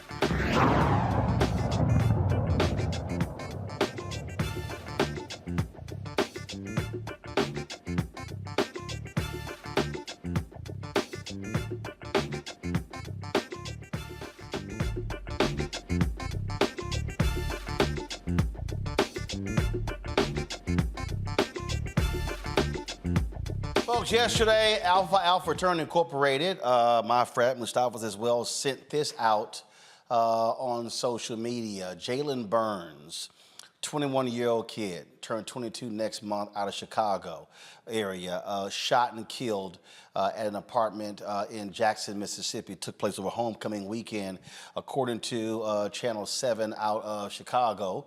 Jalen actually went with the frat brother to his ex-girlfriend's house to get his things out. Jalen was simply helping his brother. Well, the girlfriend invited some other people over to the apartment. Fight breaks out. Jalen is trying to break up the fight. He gets shot and killed. This is the third shooting that's taken place at the HBCU homecoming in the last couple of weeks. So the shooting at Morgan State, the shooting at Bowie State as well. Interim president of Jackson State University issued this statement today.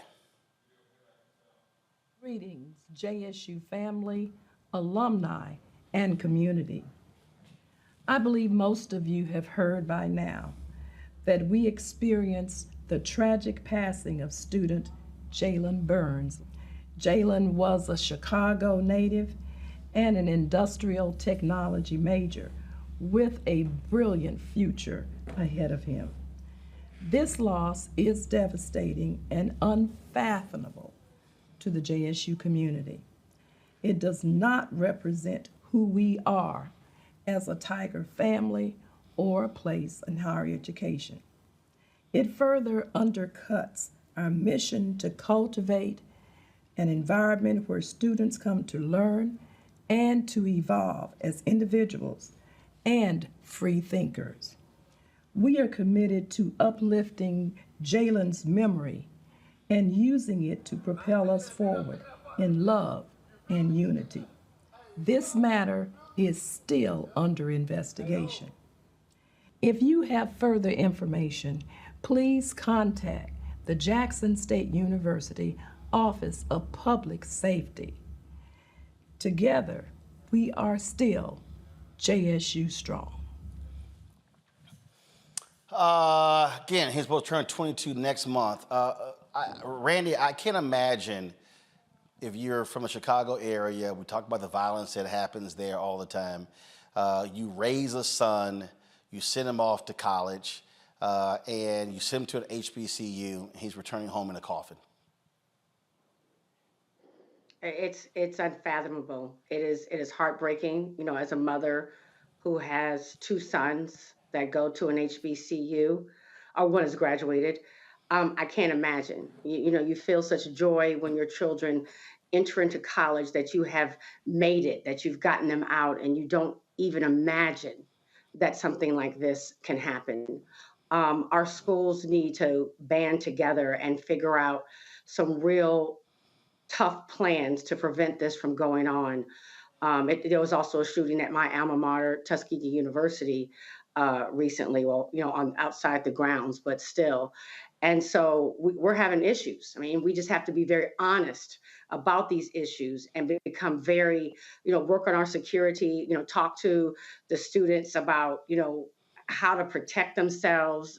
You know, I mean, it's sad, but we really do need to. We can't just feel sad. We have to take some action so this will not continue anymore. I mean, this is the thing, Mustafa, that we're dealing with. We're dealing with people who are walking around who believe that carrying guns and pulling them out is the way to solve disputes. Yeah, it's become a part of the culture now. I know folks don't ever want to talk about that. You know, we live in a country with 400 million guns. 26,000 people have been killed so far this year, been murdered by firearms. And we also know inside of our community that, you know, we've got some self-hate that's going on. And oftentimes, instead of just taking a moment and thinking about a situation, folks will react. You know, folks will react. The young lady who invited people over when she knew other folks were coming over probably should have thought differently. We've just got to be smart as young men also about the places that we go. And that's not to put any blame on the brothers who were there, but we have to be smart because we're no longer living in a society where people are valuing each other. So one, we got to change the dynamics around how many guns are out there.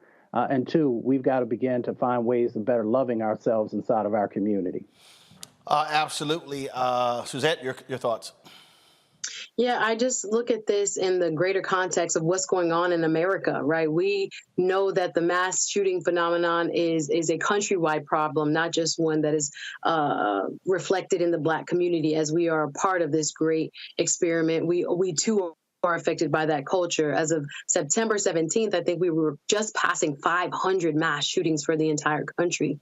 So looking at these succession of shootings at Black colleges and universities, it's just very disheartening and quite ironic that you send your child away, as you talked about, with a sense of pride and promise to a college and university, and for something as tragic as this to happen is unfathomable. So my heart goes out to these families. I do admonish the administration to look at their security measures during homecoming, because it's not just students, everybody's on campus. People come from near and far who are both alumni and non-alumni to enjoy these events. This one specifically was a kind of interpersonal issue, but in general, looking at what happened and the other two shootings, I think we also have to look again at campus safety, revisit that issue. And then, as Mustafa just pointed out, that interpersonal violence, we need to really talk about that within our communities and within our culture, other ways to resolve disputes so that we don't turn to gun violence and things don't end as tragically as they have for this family. All right, folks. Vice President Kamala Harris, she was today on a college campus in Arizona, continuing her tour, speaking to the various issues of the day. Here's what she had to say. Madam Vice President, to begin, I must thank you for being a true champion of young voices. As you know, I was studying a little bit of film on a couple of the campuses he visited, and one thing that stayed consistent was to never silence our voices. And so I thank you. Thank you, Jonathan. And I want you as well to honor that today. As a proud Chicano aspiring educator, I must ask a question that relates to the lives and experiences of my students. This administration has continued to deport children and their families while simultaneously building the wall. Children continue to die at the wall because of this country's inhumane policies, much like the policies, crimes and funded against those in Palestine.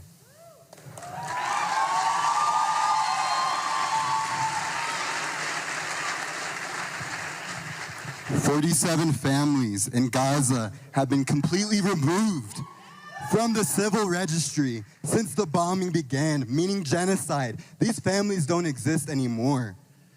A UN school was bombed last week by Israel, killing 30 students and 11 UN staff. Just today, I know y'all saw the news. Today, Israel bombed the last Christian hospital in Gaza, killing over 500 doctors, children, and refugees. You know, my grandpa, Arnold Otero, who is in the audience today, told me one thing growing up as an educator, and that is that no one can ever take away your right to education.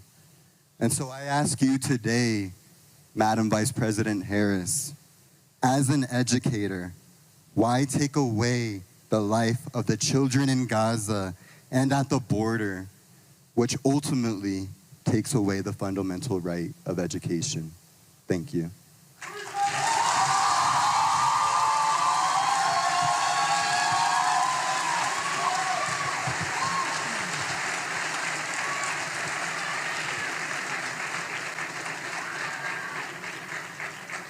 So you brought up a lot of issues, and there's a lot to unpack. Let us start with this. I absolutely understand, and it is my lived experience with the first subject that you raised, to know that this is a nation that was founded by immigrants. I am the child of a mother who came to the United States by herself when she was 19 years old, and I sit here as Vice President of the United States. I am acutely aware of the connection between immigrants and who we are as a country. And I feel very strongly about the importance of always recognizing America's history and current responsibility to acknowledge that. I will also say that it is important that we have a safe, orderly, and fair immigration system. When Joe Biden and I came into office, the first piece of legislation, I think it was the day after our inauguration, that we proposed was Pathway to Citizenship. And Republicans in Congress have purposely not picked it up because they have decided it is in their political best interest to create an issue in a way that they can then politicize and play games with, and play games with the lives of people, many of whom are fleeing or have fled harm or just a basic inability to take care of themselves and their families. And part of our immigration system has always recognized the importance of being a place where people who have a legitimate fear of harm can receive and seek, at the very least, asylum. So that's how I feel on the issue of immigration. On the issue of what is happening in the Middle East, I believe that Israelis and Palestinians both deserve peace, deserve self-determination, and deserve safety. I am deeply, deeply affected, as I think we all are, by what we have seen in terms of the loss of life and the violence that has occurred when, first of all, a terrorist organization, Hamas, struck Israel in the way that it did. I think it is important to recognize also the distinction between a terrorist organization, Hamas, and the Palestinian people and civilians, and they should not be conflated. And we must have a response to that in a way that we understand as humans that this suffering that is happening is something we must take seriously. So I appreciate you raising the subject, and I appreciate your leadership.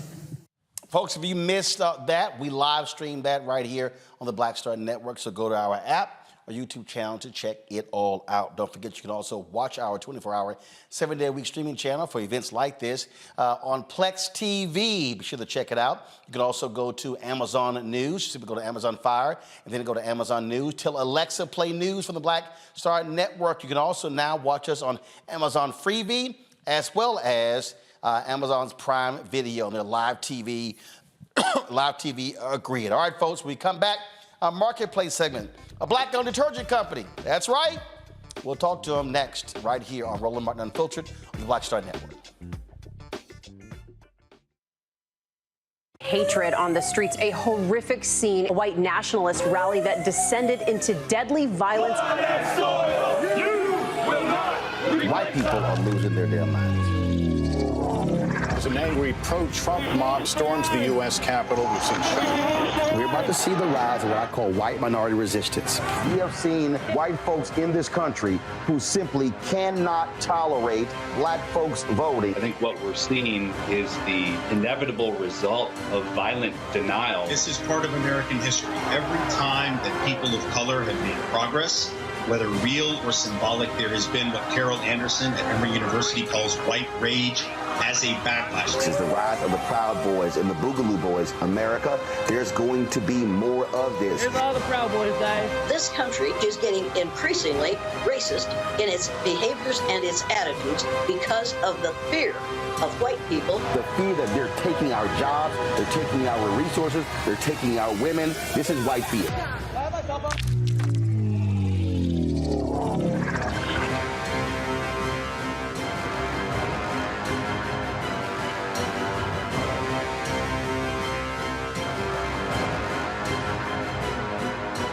Pull up a chair, take your seat.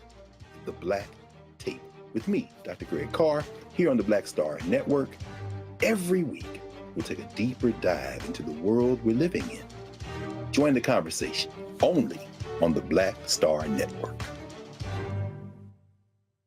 Next on The Frequency with me, Dee Barnes, actress, writer, and advocate Rae Dawn Chong is here to discuss her childhood and break down her life in Hollywood, a show you don't want to miss. Well, even at my peak when I was getting a lot of stuff, as soon as I was working a ton, I heard people whispering, oh, we don't want to pay her because we're giving her a break.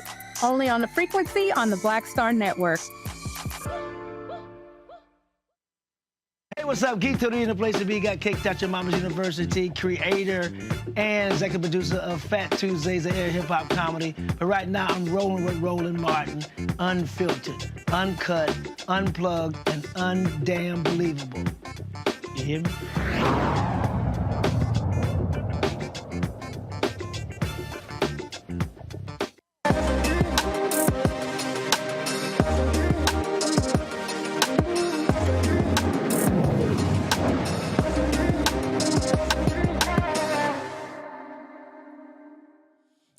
Folks, our marketplace segment, we're always talking about different products that African Americans own and control. Well, our next guest, guess what? They do black-owned detergent. That's right.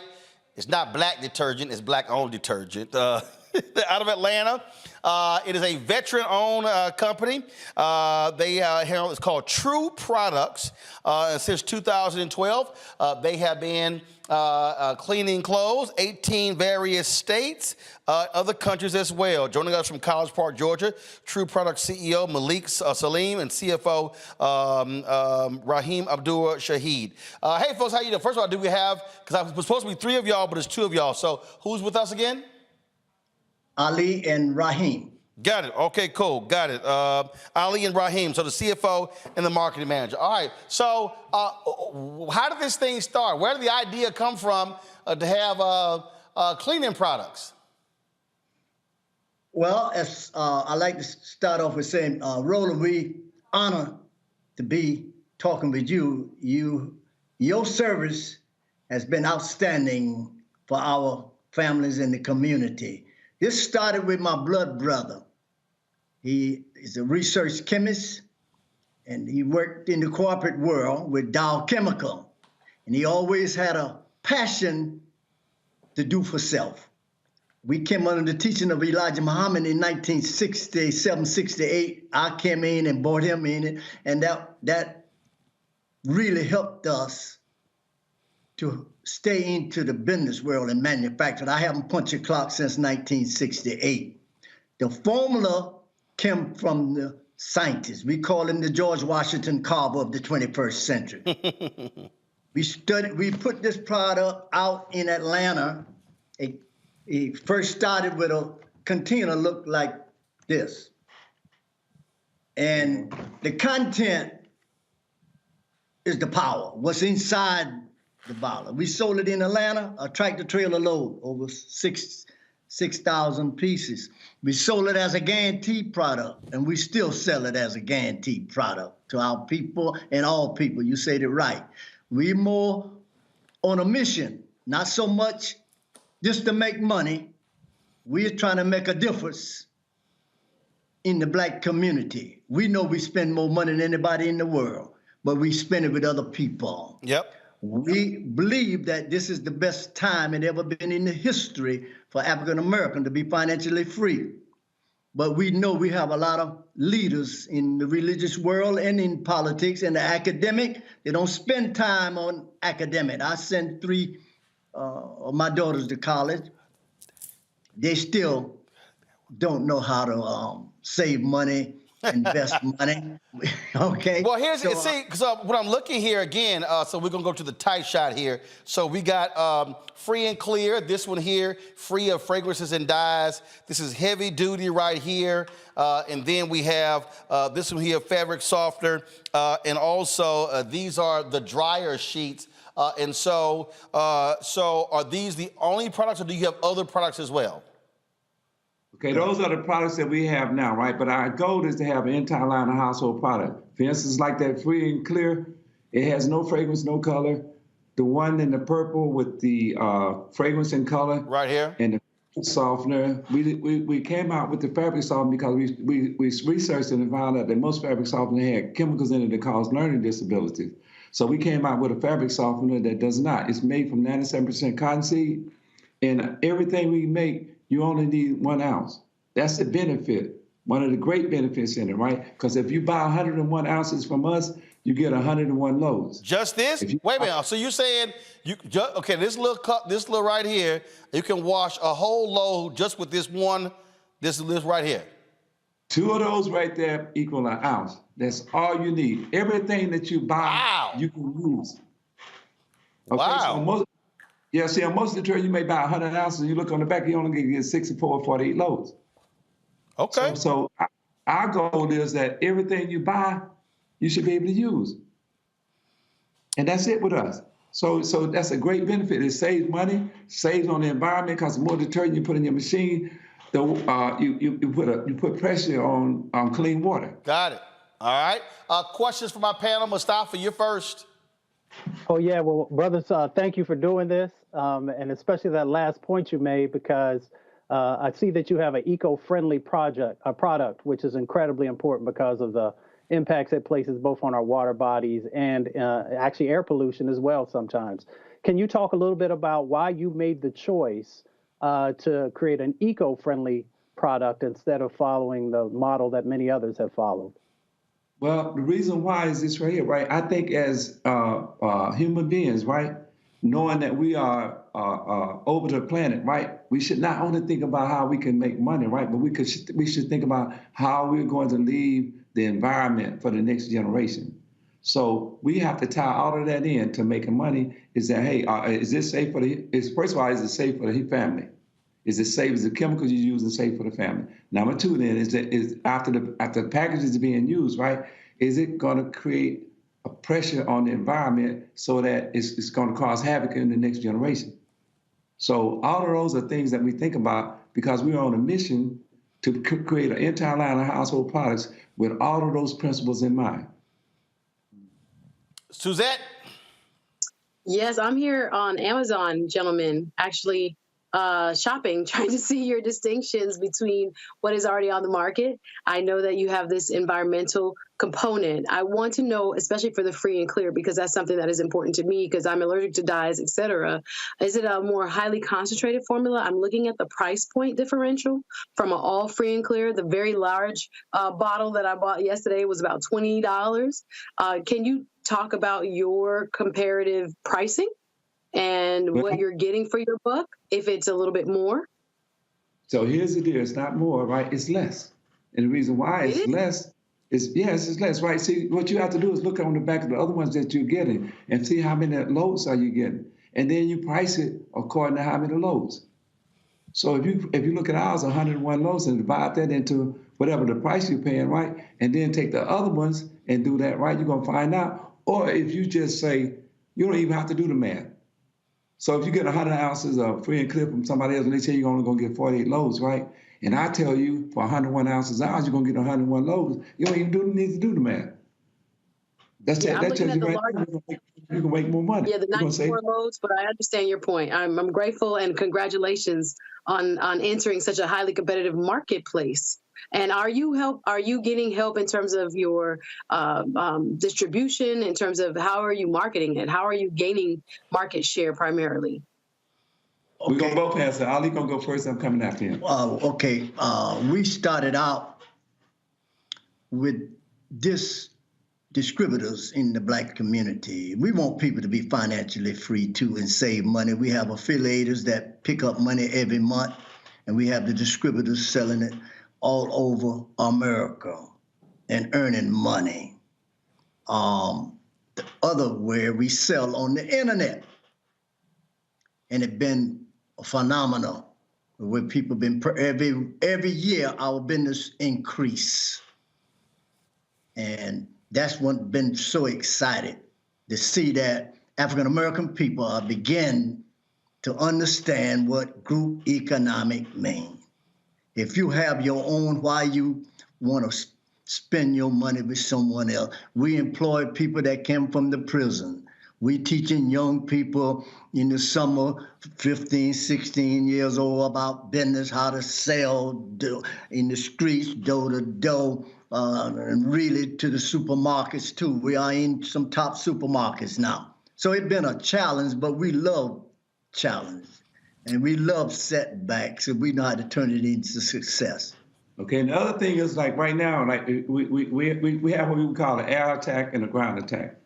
Our air attack is to get the product known across the internet, right? That sets us up so that we create brand awareness, right? As you create brand awareness, then you start going into the supermarkets, right? Because most people who go in the stores, they already know what they want to get before they go in there. So you can't go in there before your brand is known and people know that they can buy it there, right? For instance, like right now, we're in 3 Ace Hardwares in Atlanta. Our next step is to go across the board, and now that we're in 3 Ace Hardware, we can present our product to Ace Hardwares all over the country, and that could be our first breakthrough for the nationwide stores to go in.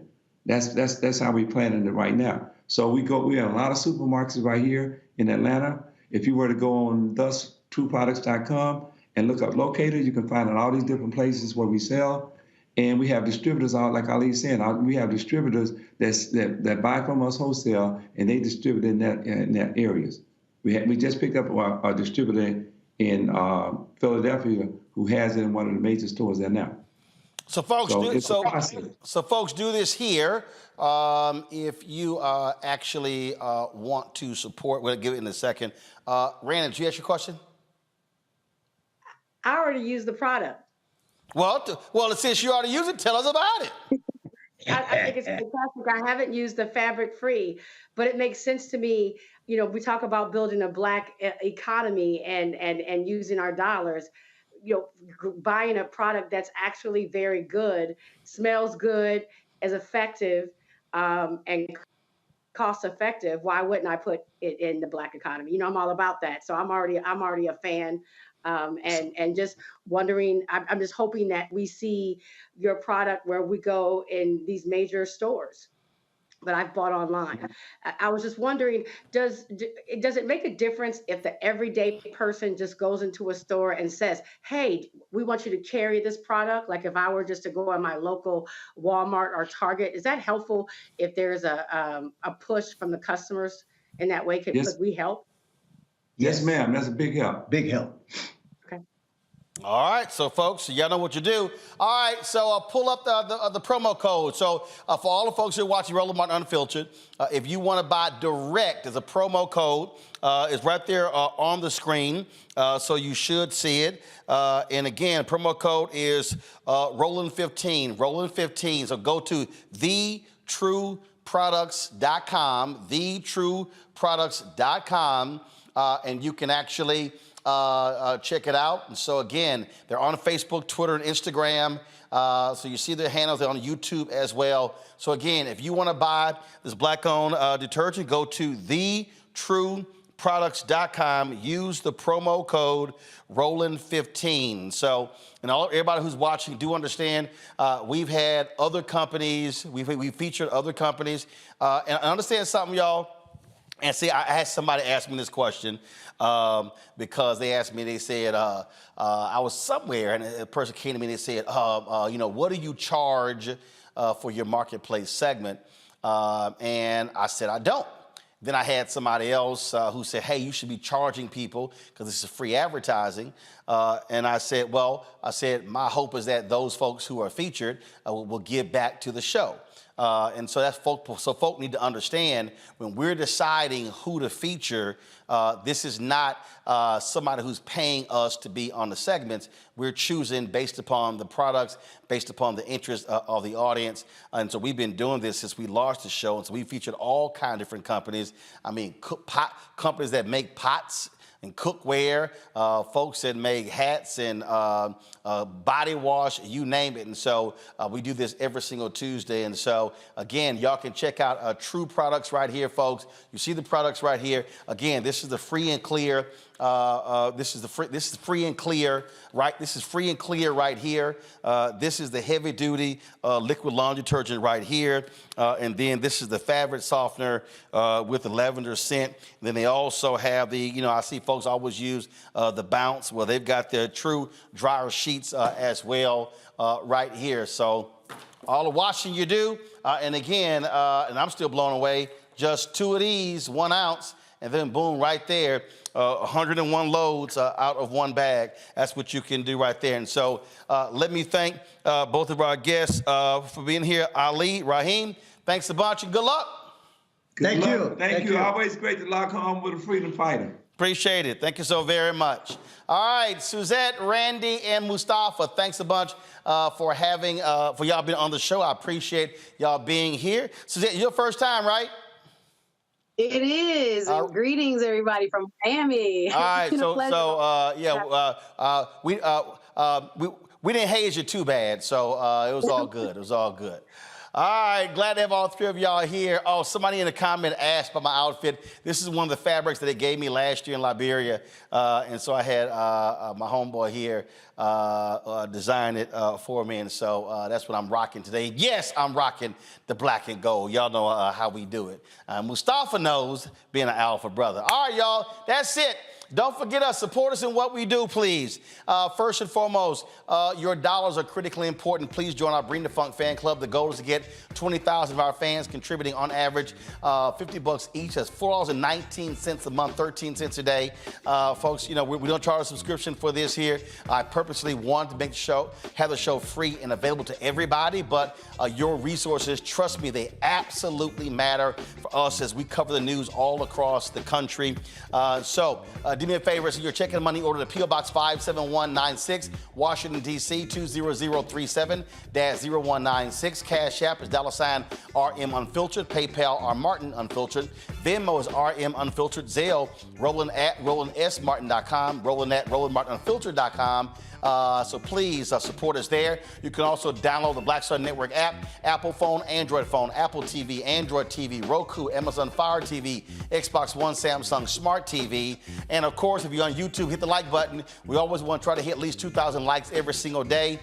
And we want you to also, of course, support us on our 24-hour streaming channel. You can watch us on Plex TV. So go to Plex TV and check us out. You can also go to, check us out Amazon News, of course, with Amazon Fire, and go to Amazon News. You can also tell Alexa, play news from the Black Star Network. You can also watch us on Amazon Freevee, as well as if you're on Prime Video, click Live TV. You can check out our news channel right next to all the other channels that are on there as well. So be sure to check us out there as well. I'll see you tomorrow right here on Roland Martin Unfiltered on the Black Star Network. Holla!